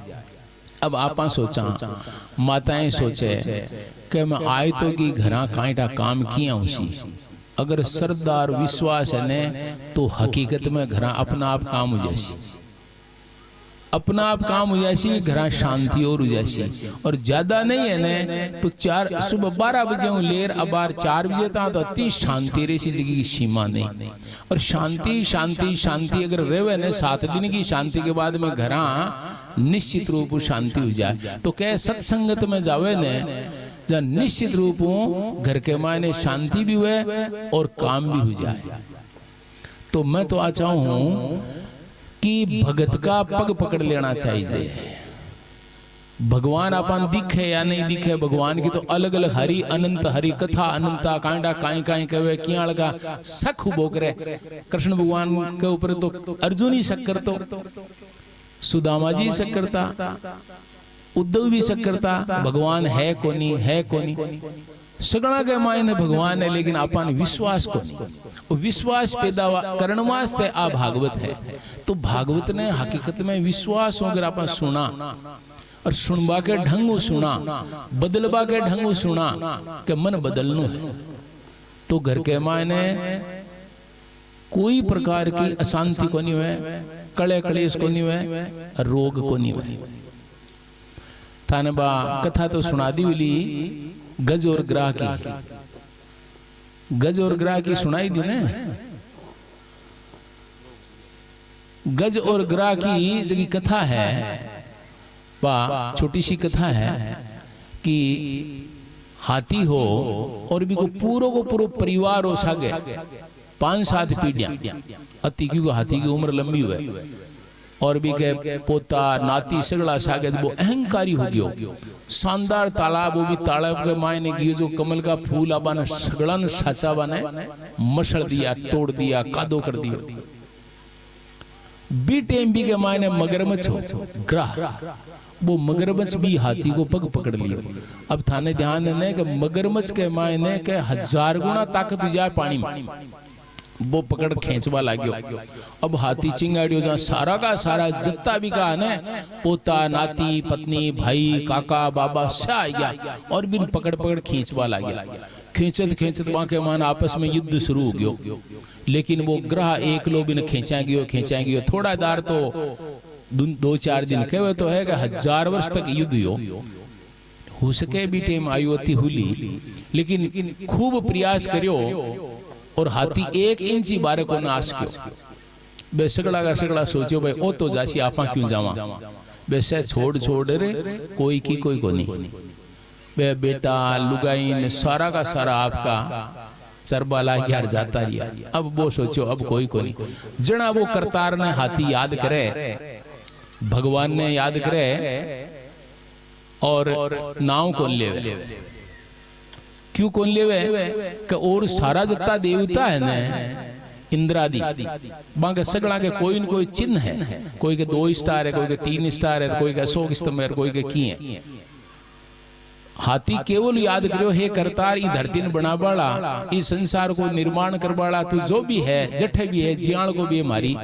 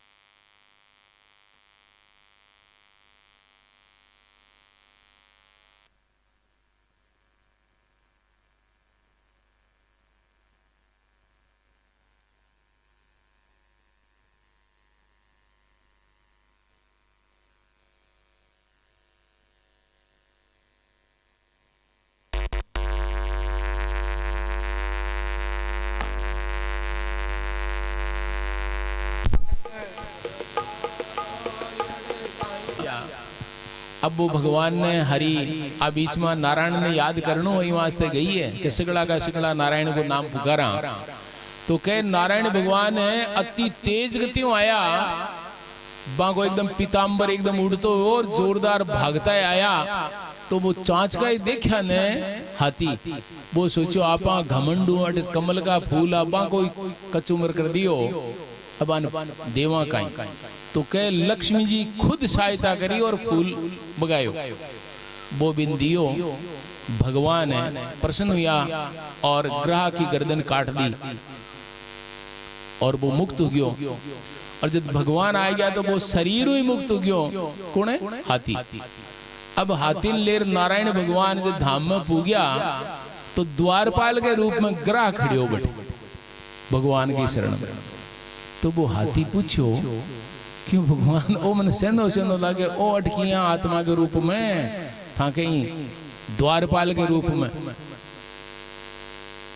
क्यों भाई तू मारो भगत है और भगत का चरण पकड़ में लिया हो ई वास्ते ओ पहली आयो।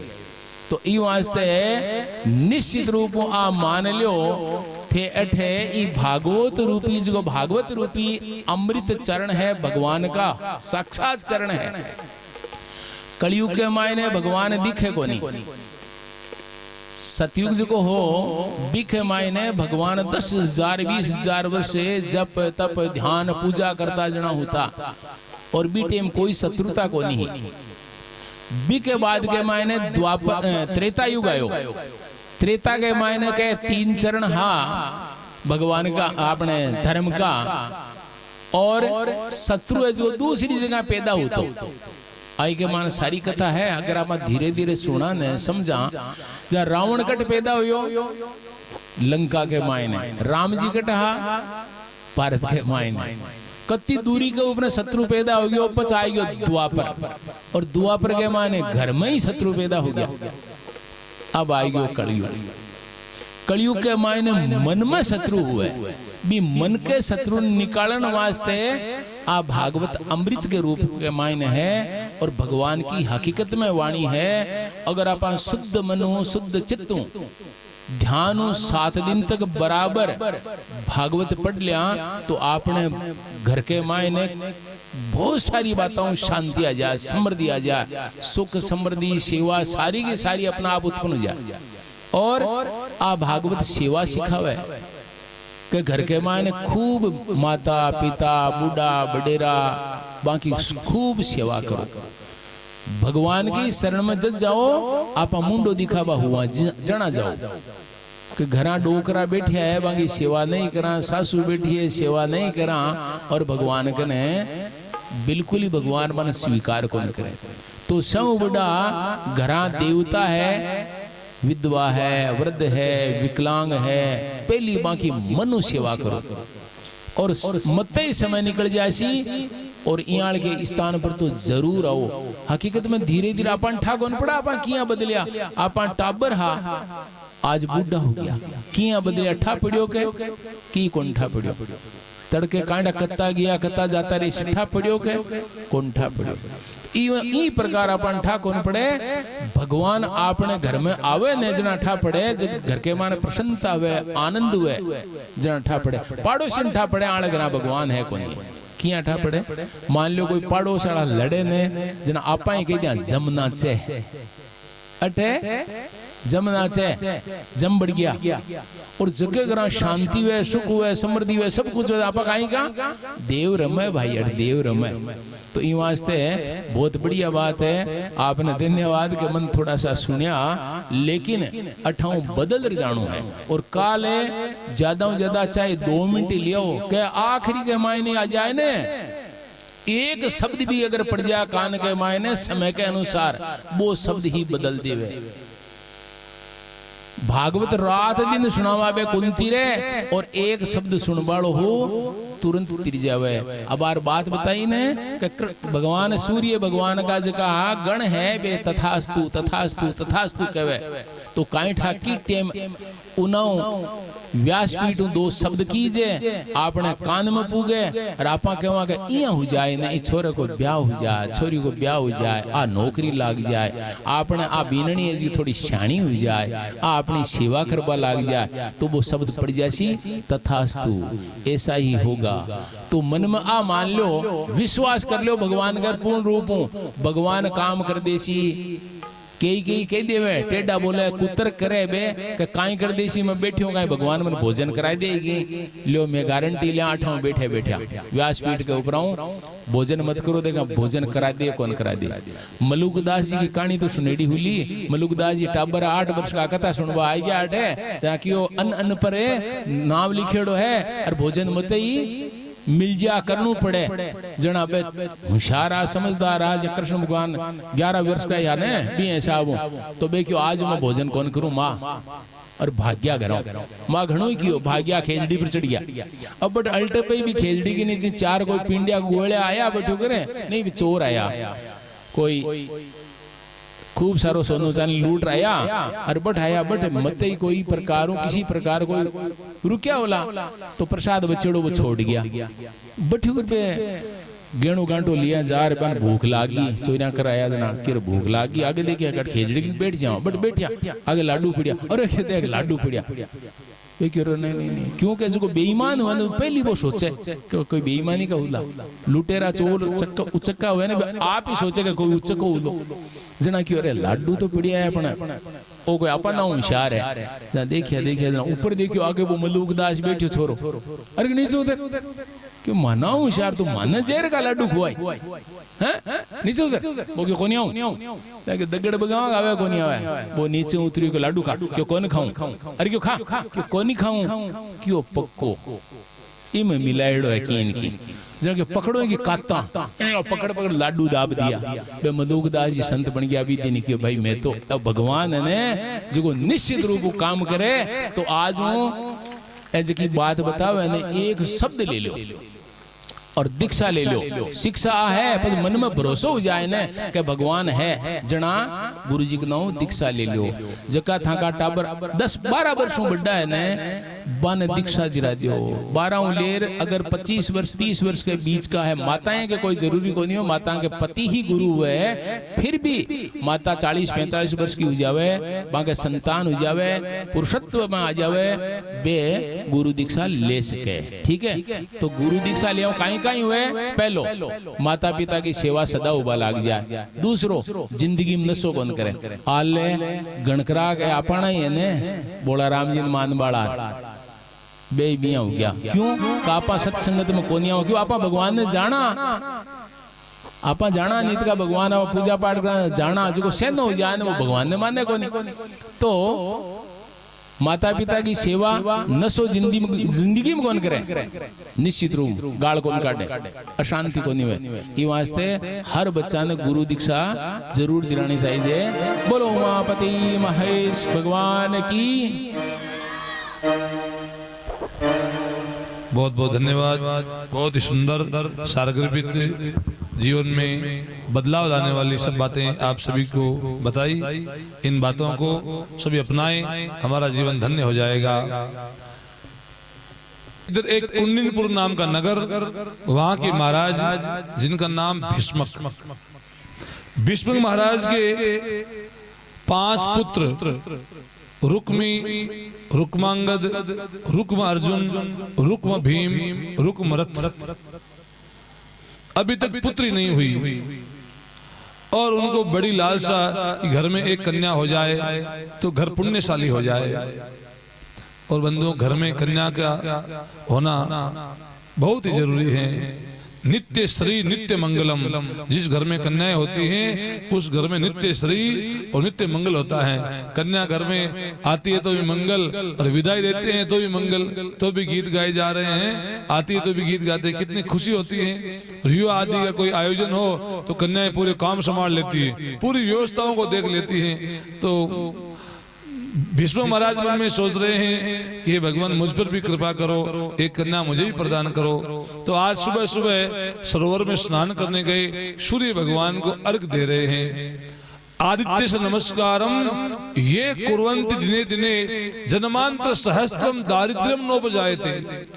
जो भगवान आदित्य भुवन भास्कर प्रत्यक्ष नारायण को नित्य यदि अर्घ देता है, जल चढ़ाता है, तो कहते हैं कि दारिद्र्यम नोपजायते, सहस्त्र जन्मों तक, 1000 जन्मों में कोई कमी नहीं रहती और सारी मनोकामना सिद्ध होती हैं। इसलिए हमारा व्यासपीठ से निवेदन है कि सब बच्चों को और सब माताएं सुबह उठ करके जल्दी स्नान करके सूर्य भगवान को नियमित अर्घ देना शुरू कर दीजिए। बच्चों से भी दिलवाइए, बच्चे तेजस्वी होंगे, इनमें बड़ी ज्ञान की प्राप्ति होगी। सूर्य भगवान इस सृष्टि के प्रत्यक्ष देवता है। तो अर्घ प्रदान किया है और सामने नजर पड़ी उनकी, तो देखा कि सरोवर के अंदर कमल के पुष्प खिल रहे हैं और एक पुष्प के ऊपर एक छोटी सी कन्या सोई हुई है। झट से सरोवर में दौड़ के गए, उस कन्या को लेकर के आए, अपनी अर्धांगिनी को प्रदान किया है। उसका नाम रखा है रुक्मिणी। अब रुक्मिणी जी जो साक्षात भगवती लक्ष्मी का अवतार है, सब ध्यान देना। देखिए, जब जब भगवती लक्ष्मी पूर्ण रूप से प्रकट हुई है तो गर्भ में कभी नहीं आई। सबसे पहले लक्ष्मी जी कहां से प्रकट हुई? सागर संभूता, समुद्र में से प्रकट हुई, समुद्र मंथन में 14 रत्नों के साथ में। दूसरी बार भगवती महालक्ष्मी का पूर्णावतार शीतांजी के रूप में हुआ तो कहां से प्रकट हुई? भूमि सुता, पृथ्वी की पुत्री बनकर के। और तीसरी बार लक्ष्मी जी का पूर्णावतार रुक्मिणी के रूप में होता है। पद्मानने पद्म विपद्म पत्रे पद्म प्रिय पद्म दलायताक्षी, कमल के पुष्प के ऊपर सरोवर में प्रकट होती हैं। क्यों? लक्ष्मी जी गर्भ में क्यों नहीं आती हैं? लक्ष्मी जी स्वयं माया है, तो माया को स्वयं माया को कभी गर्भ में नहीं आती, माया को गर्भ में धारण नहीं कर सकता। तो माया को न तो कोई गर्भ में धारण कर सकता और न कोई गर्भ से। किसी के पास 10, 20, 50 लाख रुपए हो, करोड़ 2 करोड़ हो गए तो कहते हैं भाई ये तो लक्ष्मीपति बन गया है। अरे लक्ष्मीपति मत बन, लक्ष्मी पुत्र बन। लक्ष्मीपति बनने में हानि है, लक्ष्मीपति तो भगवान नारायण है। लक्ष्मी पुत्र बनेगा तो ये लक्ष्मी अच्छे गुणों में अच्छे काम में लगेगी। तो माया न तो गर्भ से रहती है और न गर्भ में आती है।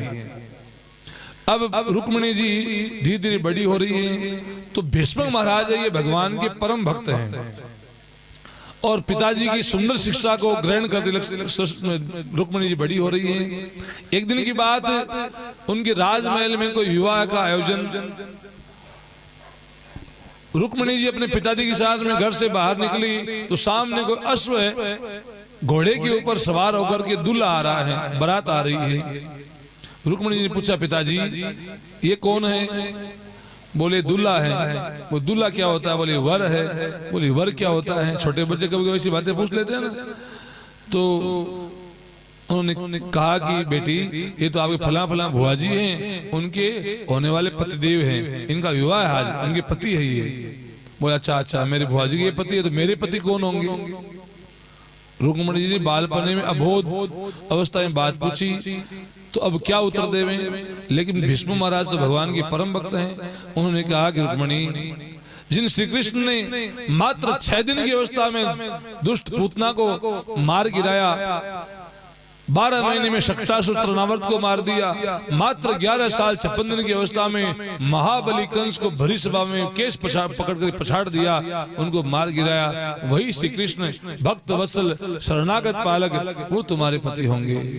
तो बालपने से ही रुक्मिणी जी के मन में भगवान के प्रति ऐसा भक्ति भाव बना कि वो पति मानकर उनकी सेवा करती हैं भक्ति भाव के साथ में। जब रुक्मिणी बड़ी हुई, उसका बड़ा भाई जिसका नाम रुक्मी का मित्र शिशुपाल, रुक्मी ने विचार किया कि मेरी बहन विवाह के योग्य हो गई है, इसकी सगाई कर देना चाहिए। तो उसने अपने मित्र चेदीराज शिशुपाल के पास में पत्र भेजा और कहा, शिशुपाल महाराज मेरी बहन विवाह के योग्य हो गई है, आपकी यदि सहमति हो तो आपके साथ में इनका विवाह कर दिया जाए। और यह सूचना मिल गई रुक्मिणी जी को। रुक्मिणी जी दौड़ करके अपने भाभी के पास में गई और उनको कहा कि भाभी जी, मैंने तो बालपने से ही पिताजी के कहने पर भगवान श्री कृष्ण को ही पति माना है, द्वारिकाधीश को ही पति माना है, आप मेरे भाई को समझाइए।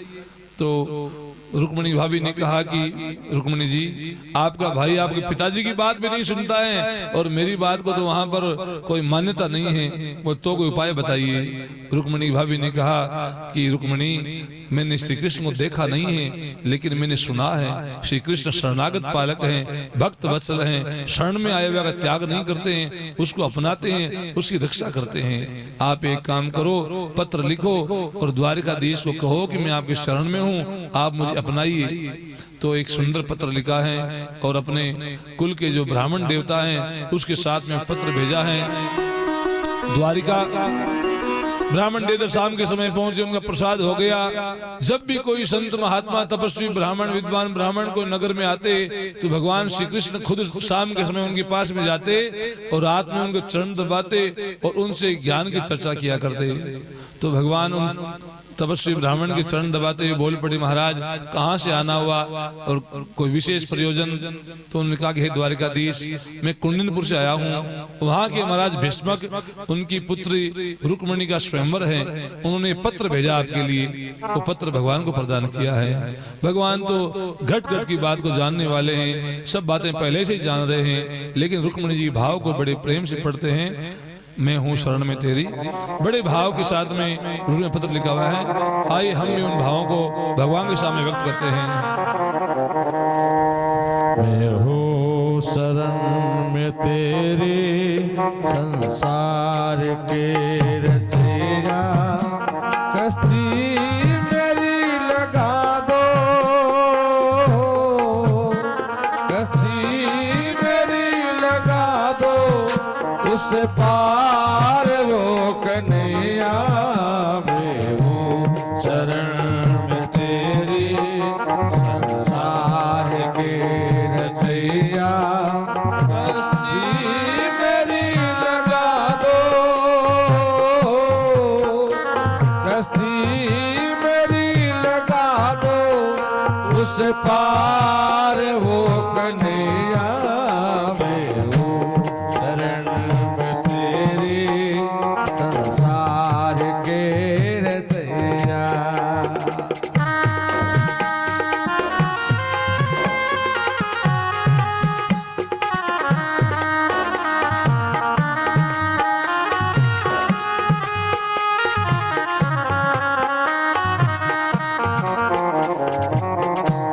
मेरी अरदास सुन लीजिए,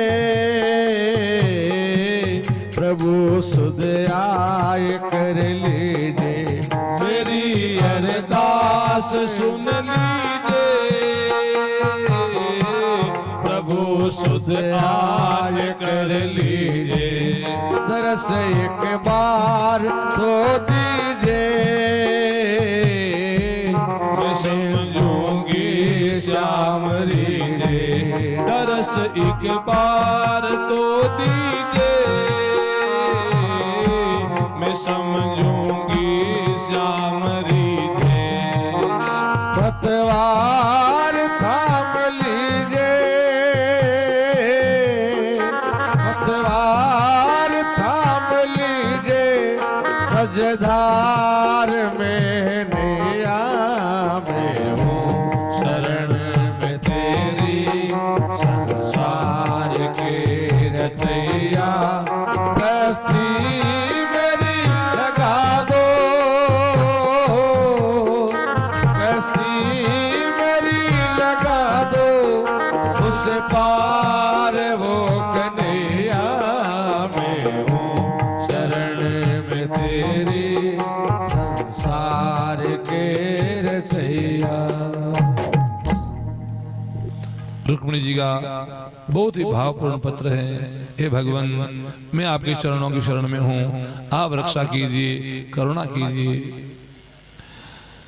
पत्र में सारी बात व्यवस्था लिखी हुई है। हे भगवान, मेरे पिताजी की सहमति से मैंने बालपने से आप ही को पति माना है। भगवान मेरा भाई मेरी सरकारी शिशुपाल के साथ में कर रहा है। शिशुपाल बड़ा दुष्ट है, आत्ताई है, बड़ा अत्याचारी अन्यायी है। भगवान आप मुझे अपनाइए। भगवान अपने मिलने का एक ही समय है।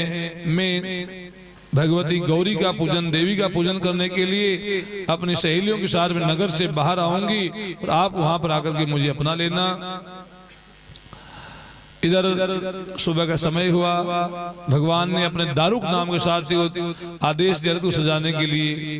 ब्राह्मण देवता और भगवान बलदाऊ भाई, भगवान श्री कृष्ण रथ पर बैठ कर जब राजमहल से बाहर निकलने लगे तो सामने मिल गए बलदाऊ भैया। बलदाऊ भैया ने कहा, कन्हैया कहाँ जा रहे हो? अब भगवान बोल नहीं पाए, क्योंकि भगवान तो जा रहे हैं विवाह करने के लिए। अब बड़े भाई का मान सम्मान करें, ऐसा कैसे कहते मैं ब्याह करने जा रहा हूँ।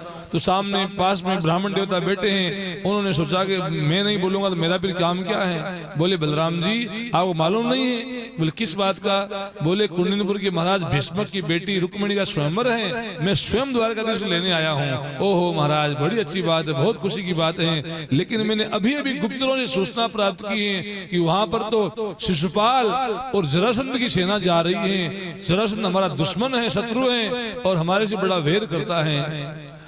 बोले भैया बलदाऊ भैया कोई डर नहीं है। बोले आप चलो हम पीछे से आ रहे हैं। तो आगे आगे तो भगवान चलते हैं और पीछे से बलराम जी चतुरंगिणी सेना के साथ में पीछे पीछे उनकी सुरक्षा में चल रहे हैं। भगवान ने एक उपवन बगीचे के अंदर अपने रथ को वहीं पर रोक दिया है। इधर रुक्मिणी जी बड़े प्रेम के साथ में पुष्पों के हार, पूजा की थाली लेकर के भगवती जगदम्बा के मंदिर में आती है। सहेलियों के साथ में बड़े भाव से पूजन करते। कुछ पंक्तियां। मैं तो थारा तेरे सने करवा आई रे, ये हमारी जगदम्बे माय जग जननी रे माय। मैं तो थारा तेरे सने करवा आई रे माय। मैं तो थारा तेरे सने करवा आई रे, ये हमारी जगदम्बे माँ ये जग जननी मान। में तो थारा तेरे सने करवा आई रे माँ। बोले जगदम्बे मात की जय हो।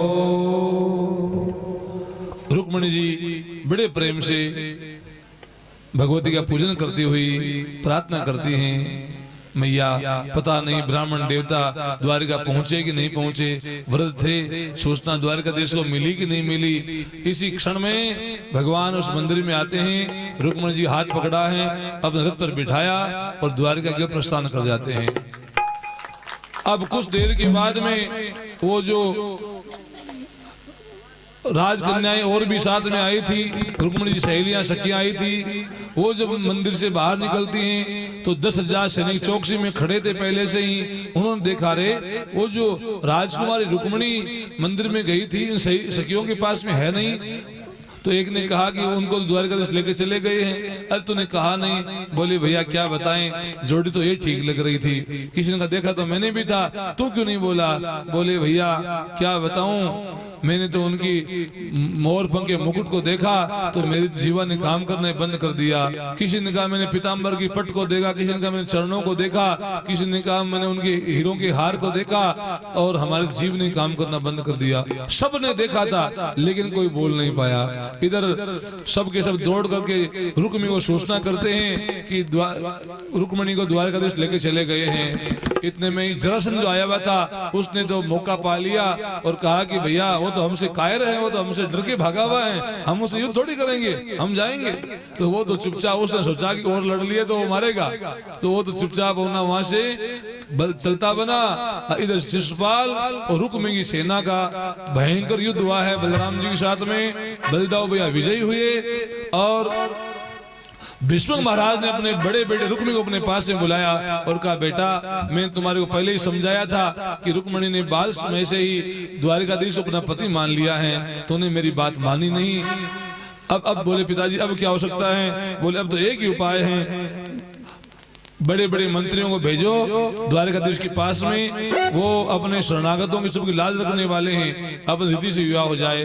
तो कहते हैं मंत्री संतरियों को भेजा गया है द्वारिका और कहा कि हे द्वारिकाधीश, इस प्रकार का जो विवाह है ये अपने लिए उचित नहीं है, एक काम करो रुक्मिणी को आप पुनः भेज दो और आपका विवाह वैदिक विधि के साथ में किया जाएगा।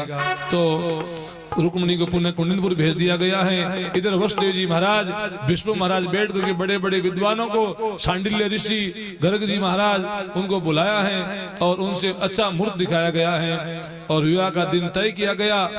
कहते हैं कि कुंडनपुर भी दुल्हन की तरह सजता है और इधर द्वारिका भी दुल्हन की तरह सजता है। आज भगवान चतुरंगिनी सेना को लेते हैं, इधर रंभा आदि अप्सराएं आती हैं और भगवान का बड़ा सुंदर श्रृंगार करते हैं।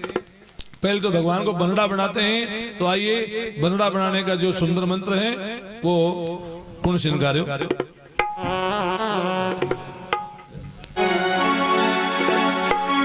गुण श्रृंगार्यो, गुण श्रृंगार्यो, गुण श्रृंगार्यो कियो श्रृंगार, बनड़ो सुहाणो लागे मारो श्याम धनी सरकार।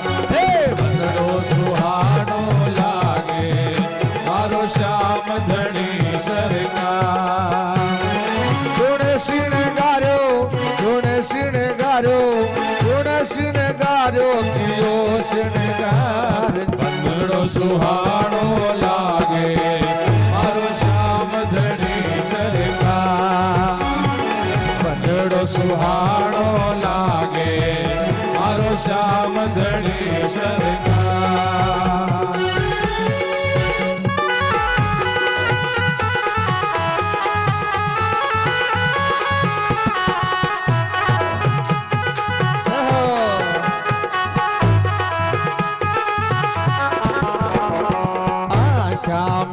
काजलियो सोवे, आँखा में काजलियो सोवे, बनड़ो मन ही मन मुस्कावे, बनड़ो मन ही मन मुस्कावे। सावलो सलोनो, सावलो सलोनो, सावर की लेवा नजर उतार, बनड़ो सुहाणो लागे मारो श्याम धनी सरकार। सुहाणो लागे मारो श्याम धनी सरकार।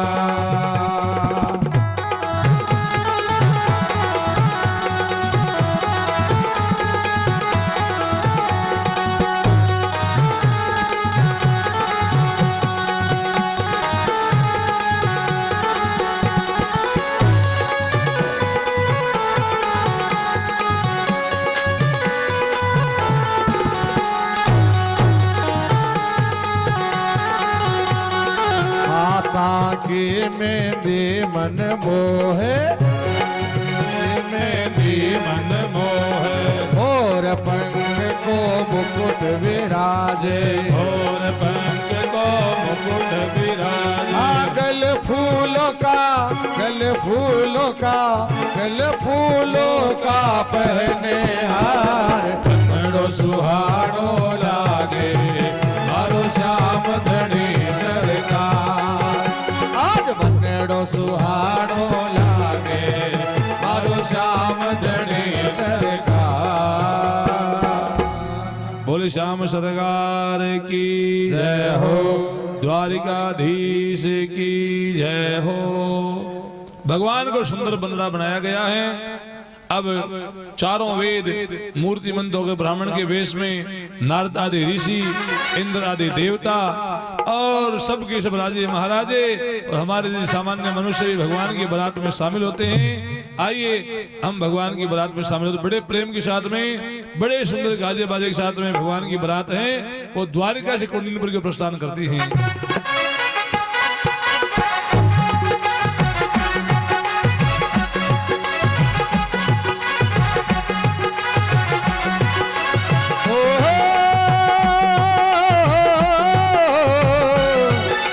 रुक्मण जी को चले ब्याहने, श्याम अनादि है आज आज नंदलाल की शादी है, आज नंदलाल की शादी है।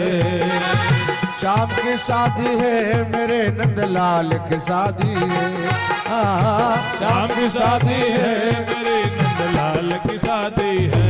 आज नंदलाल की शादी है।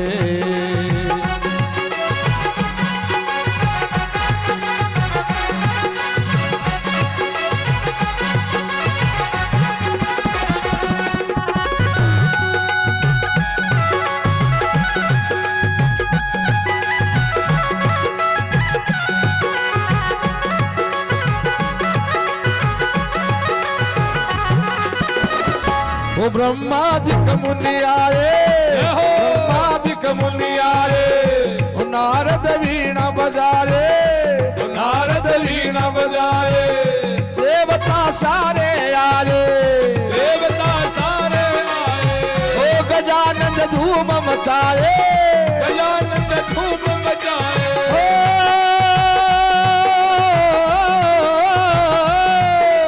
घोड़े चढ़कर चले ब्याहने शाम अनादि है। आज नंदलाल की शादी है, आज नंदलाल की शादी है। शाम की शादी है, आज नंदलाल की शादी है। शाम की शादी है मेरे नंदलाल की शादी है, आज नंदलाल की शादी है।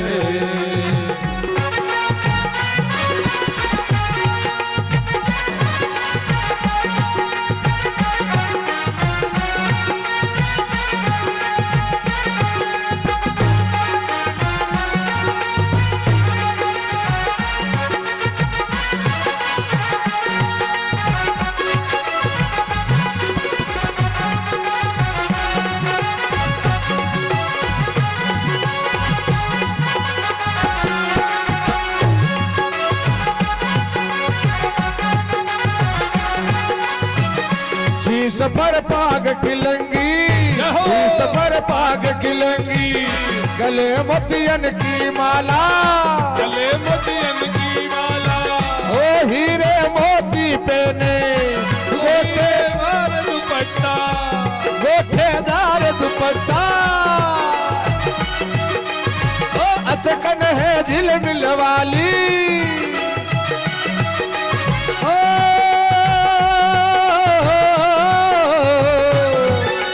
नाचे गाए धूम मचाए शाम की शादी है। आज नंदलाल की शादी है, आज नंदलाल की शादी है।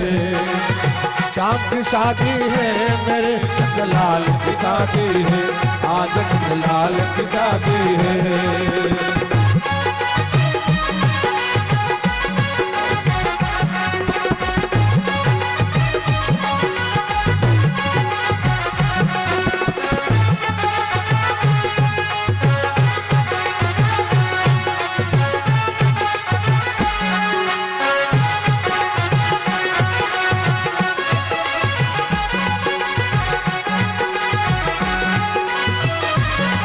तेरा सेहरा सजाऊं, तेरा मुखड़ा नियारूं, तेरी राहों में फूल बिछाऊं। बोलो राधे राधे, बोलो राधे राधे, बोलो राधे राधे, बोलो राधे राधे। तेरा सेहरा सजाऊं, तेरा मुखड़ा नियारूं, तेरी राहों में फूल बिछाऊं। ओ हो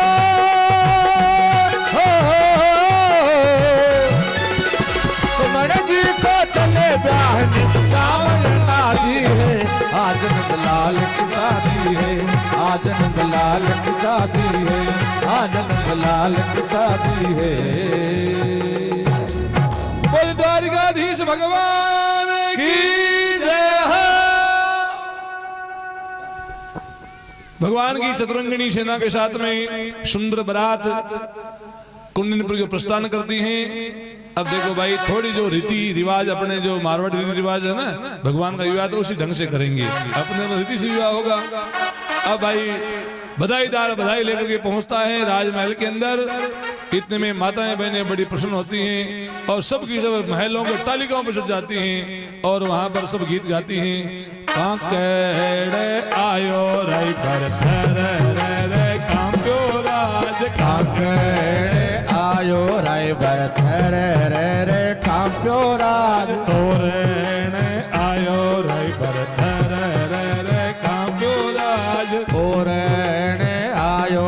भर थरे रे कांप्यो राज सुगड़े से लोनो सकी शामल बनड़ो आयो राज सुगड़े से लोनो से की शामल बनड़ो आयो राज ओ बनड़ो तो घणो सुहाणो रुक्मणी बाई ने सोवे राज ओ बनड़ो तो घणो सुवाणो रुक्मण बाई ने सोवे राज धन धन ये मारी देवकी समधन श्याम वरण सुत जायो राज धन धन ये मारी देवकी समधन श्याम वरण सुत जायो राज और आयो रे भरत रे कांप्यो राज और आयो लाई भर रे कांप्यो राज माताएं बहनें बहुत ही सुंदर गा रही हैं। काणी सुपारी भाई काना पान काना ही काना आया जान काने सुपर भाई काना पान काना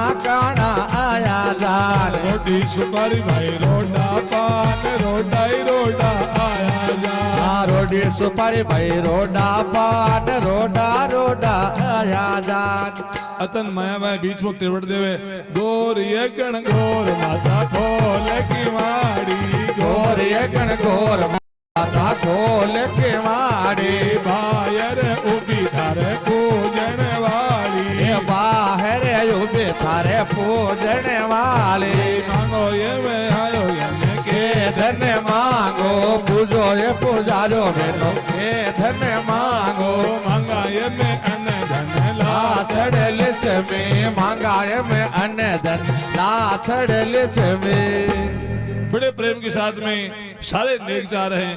बहुत ही सुंदर ढंग के साथ में संपन्न होते हैं। विष्णु महाराज का आदेश मिला, भगवान पहुंचते विवाह के मंडप के अंदर रुक्मणी जी भी उस मंडप में पधारती हैं। चारों वेद मूर्तिमंत होकर ब्राह्मण के भेष में भगवान का विवाह संपन्न कराने पधारे हैं।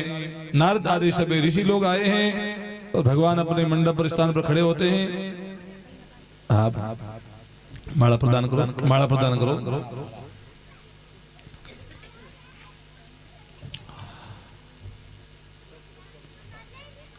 दोनों काम हो जाए, फोटो भी लेते रहो।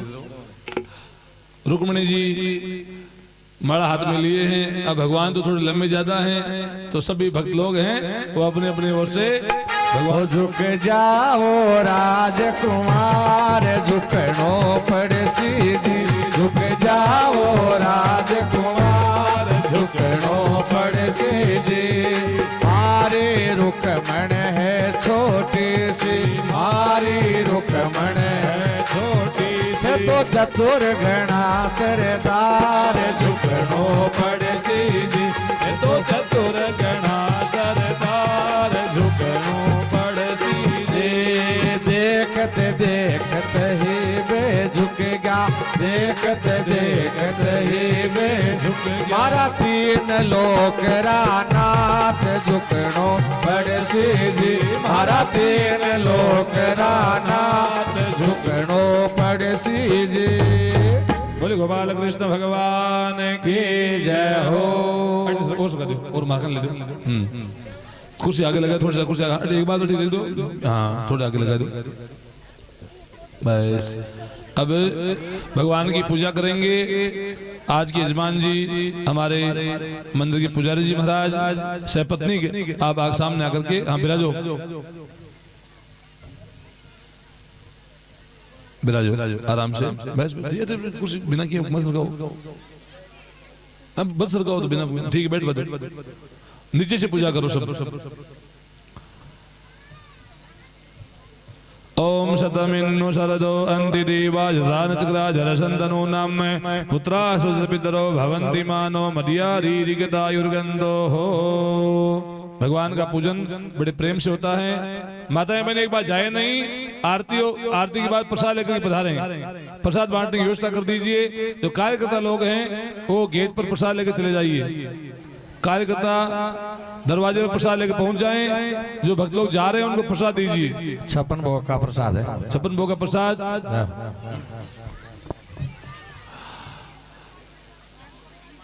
यजमान परिवार जो जिगनाड़िया परिवार है वो आकर के अब उना जो पुजारी जाओ फटाक से उना जो नीचे पूजा करो सब। एक बार जो ऊपर आ गए ना नीचे चले जाओ, नीचे से जो भी भगवान के पत्र पुष्प करना है पूजा कीजिए। बाकी भी आ सकते हैं, बाकी माताएं मैंने जो पूजा करना चाहे ना, हाँ तो आगे से लगा लो, नीचे से आराम से पूजा हो जाए, बस ठीक है। भगवान का प्रेम से पूजन का तिलक कर सकते हैं, तिलक वाला चौपड़ा वहीं रख दो। तब तक हाँ, एक माताएं भगवान को सुंदर बनोड़ो सुना दो।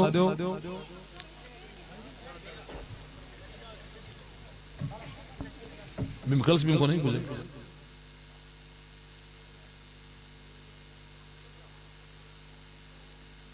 और कोई पूजा करना चाहे तो कर दो, पूजा तिलक वगैरह कर दो, जो भी अपनी ओर से पत्रम पुष्पम तिलक करो। नाडिया जी सुजानगढ़ से आए ना, करो पूजा करो फटाक से।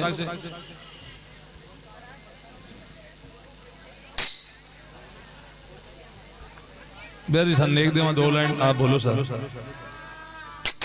ने कुंदन चावे बोले गोपाल कृष्ण भगवान की जय हो, रानी रानी सरकार की जय हो। हो नंदलाल थारी बोली प्यारी लागे जीवना, नंदलाल थारी बोली प्यारी लागे जीवना। हो नंदलाल जी वो मारा श्याम, नंदलाल जी वो मारा श्याम।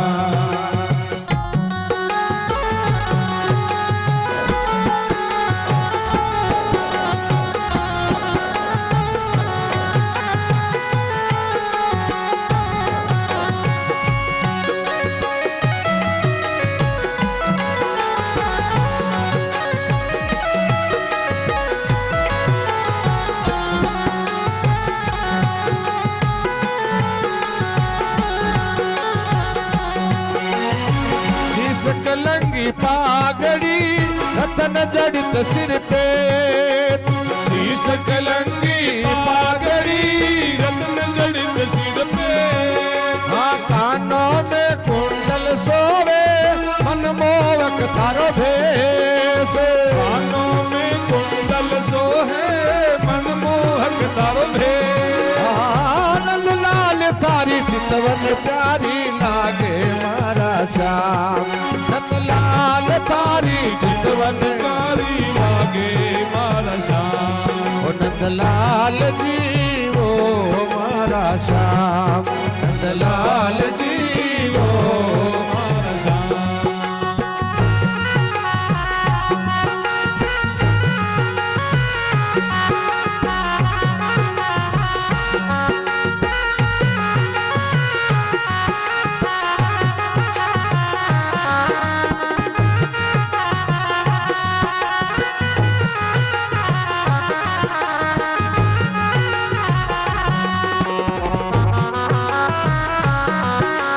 कंठो हीरा को सोवे गलवे जंती माल, कंठो हीरा को सोहे गलवे जंती माल। बीटी मेहंदी कांगड़ो शोभा बनी रसाल, बीटी मेहंदी कांगड़ो शोभा बनी रसाल। ओ गिरधारी थारो लटको प्यारो लागे मारा श्याम, गिरधारी थारो लटको प्यारो लागे मारा श्याम। नंदलाल जी वो मारा श्याम, नंदलाल जी वो मारा श्याम। नंदलाल थारी बोली प्यारी लागे जीवना, नंदलाल थारी बोली प्यारी लागे जीवना।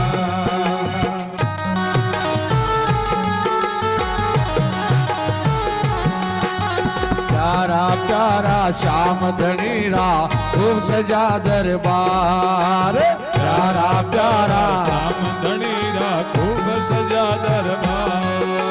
सोना सोना चांद सा दूल्हा बन बैठा सरकार, सोना सोना श्याम सदूल्हा बन बैठा सरकार। आसमान का तारा तोड़ू, आसमान का तारा तोड़ू, तेरे मुकुट में बांध दूं कर जोर मेरो चाले, तेरे मुकुट मोत्या से नजर उतार दूं कर जोर मेरो चाले हीरे मोत्या से नजर उतार दूं जैया वारा लूण राई बाबा जैया वारे लूण राई बाबा सोनो चांदी वार दूं कर जोर मेरो चाले हीरे मोत्या से नजर उतार दूं कर जोर मेरो चाले हीरे मोत्या से नजर उतार दूं।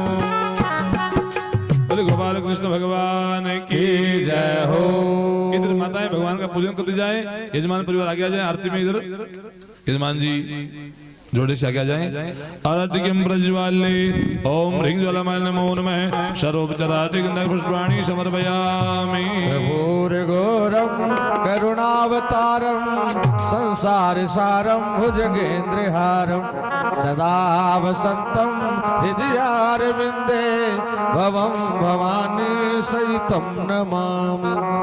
आरती कुंज बिहारी की श्री गिरधर कृष्ण मुरारी की आरती कुंज बिहारी की श्री गिरधर कृष्ण मुरारी की गले में वे जंती माला गले में वैजंती माला बजावे मुरली मधुर बाला बजावे मुरली मधुर वाला श्रवण में कुंडल झलकाला श्रवण में कुंडल झलकाला नंद के नंद श्री आनंद कंद मोहन ब्रज चंद राधिका रमण बिहारे की श्री गिरधर कृष्ण मुरारी की आरती कुंज बिहारी की श्री गिरधर कृष्ण मुरारी की गगन संग अंग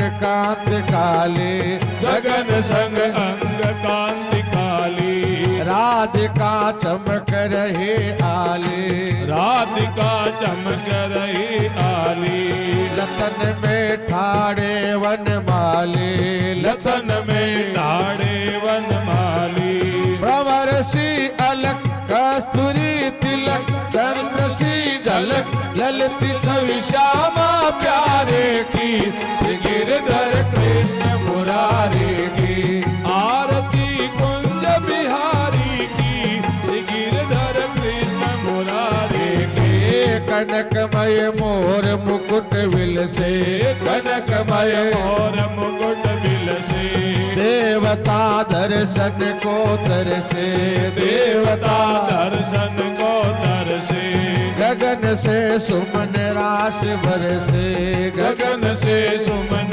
राशि बरसे बजे मूर्छन मधुर मृदंग ग्वालनी संग अतुर रति गोप कुमारी की श्री गिरधर कृष्ण मुरारी की आरती कुंज बिहारी की श्री गिरधर कृष्ण मुरारी की जहाँ से प्रकट भई गंगा जहाँ से प्रकट भई गंगा कलश कलिहारिणी श्री गंगा कलुष कलिहारिणी श्री गंगा स्मरण से होत मोह भंगा स्मरण से होत मोह भंगा वसी शिव शीस जटा के बीच हरे हद की चरण सब श्री बनवारी की श्री गिरधर कृष्ण मुरारी की आरती कुंज बिहारी की श्री गिरधर कृष्ण मुरारी की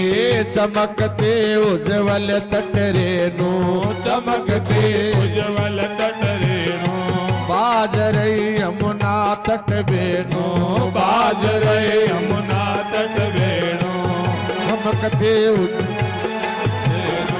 चहो दिस गोप ग्वाल धेनु चहो दिस गोप ग्वाल धेनु हसत मृद मन चांदनी चंद कटत भव फन तेरे सुन दीन भिखारी की श्री गिरधर कृष्ण मुरारी की आरती कुंज बिहारी की श्री गिरधर कृष्ण मुरारी की आरती कुंज बिहारी की श्री गिरधर कृष्ण मुरारी की श्री श्री गिरधर कृष्ण मुरारी की, श्री गिरधर कृष्ण मुरारी की।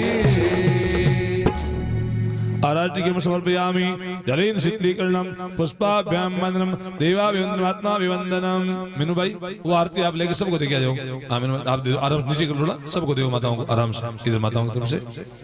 ओम जौ हो शांतिरंतरिक्षं शांति पृथ्वी शांतिरापः शांतिरोगदयः शांति वनस्पतयः शांति विश्वे देवाः शांति ब्रह्म शांति सर्वगुण शांति शांतिरेव शांति सामा शांतिरेधि।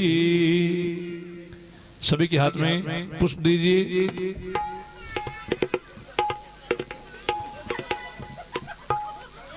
हाथ में पुष्प लेकर के भगवान श्री कृष्ण का ध्यान करते। बाकी सब जिनके पास पुष्प नहीं आ पाए वो हाथ जोड़कर भगवान का ध्यान करते, पुष्पांजलि के मंत्रों का श्रवण करें। हरिओम जगने न जगनेमय जंत देवास्तानि धर्माणि प्रथमान्यासन्न तेहनाकं महिमानः सजन्त तत्र पूर्वे साध्याः सन्ति देवा। हरिओम राजाधिराजाय प्रसह्य शाहिने नमो वयं वैश्रवणाय कुर्महे समे कामान् कामकामाय मय्य कामेश्वरो वैश्रवणो ददातु कुबेराय वैश्रवणाय महाराजाय नमः। हरि ओम स्वस्ति साम्राज्यं भोजं स्वराज्यं वैराज्यं पारमेष्ठ्यं राज्यं महाराज्यमाधिपत्यमय्यं समन्तपर्याये सार्वभौमः सर्वायुः आन्तादात् परार्घात् पृथिवै समुद्रपर्यन्ताय एकराडति तदप्येकः श्लोको अभिगीतो मरुतः परिवेष्टारो मरुतस्य वसनगृहे आविक्षस्य में प्रेर विश्वे देवा सभास्ति। हरि ओम एकदन्ताय विद्महे वक्रतुण्डाय धीमहि तन्नो दन्ती प्रचोदयात्। हरि ओम नारायणाय विद्महे वासुदेवाय धीमहि तन्नो विष्णु प्रचोदयात्। सेवन्ति कवकुलचम्पकपाटलाब्जै पुन्नागजातिकरवीररसाल पुष्पै बिल्व प्रवाल तुलसी दल मंजरीभिस्त्वां पूजयामि जगदीश्वर मे प्रसीद। नाना सुगंधि पुष्पाणि यथा कालो तुम्हारी च पुष्पांजलि में हरतो गृहाण परमेश्वर मंत्र पुष्पांजलि समर्पयामि। प्रेम से भगवान के चरणों में पुष्पांजलि करके भगवान का एक सुंदर गुणानुवाद सुनते हुए प्रस्थान करें। सांवरियो है सेठ मारी राधा जी सेठानी है। सांवरियो है सेठ, सांवरियो है सेठ मारी राधा जी सेठानी है। आ जाने दुनिया सारी है। सांवरियो है सेठ, सांवरियो है सेठ मारी राधा जी सेठानी है। सांवरियो है सेठ।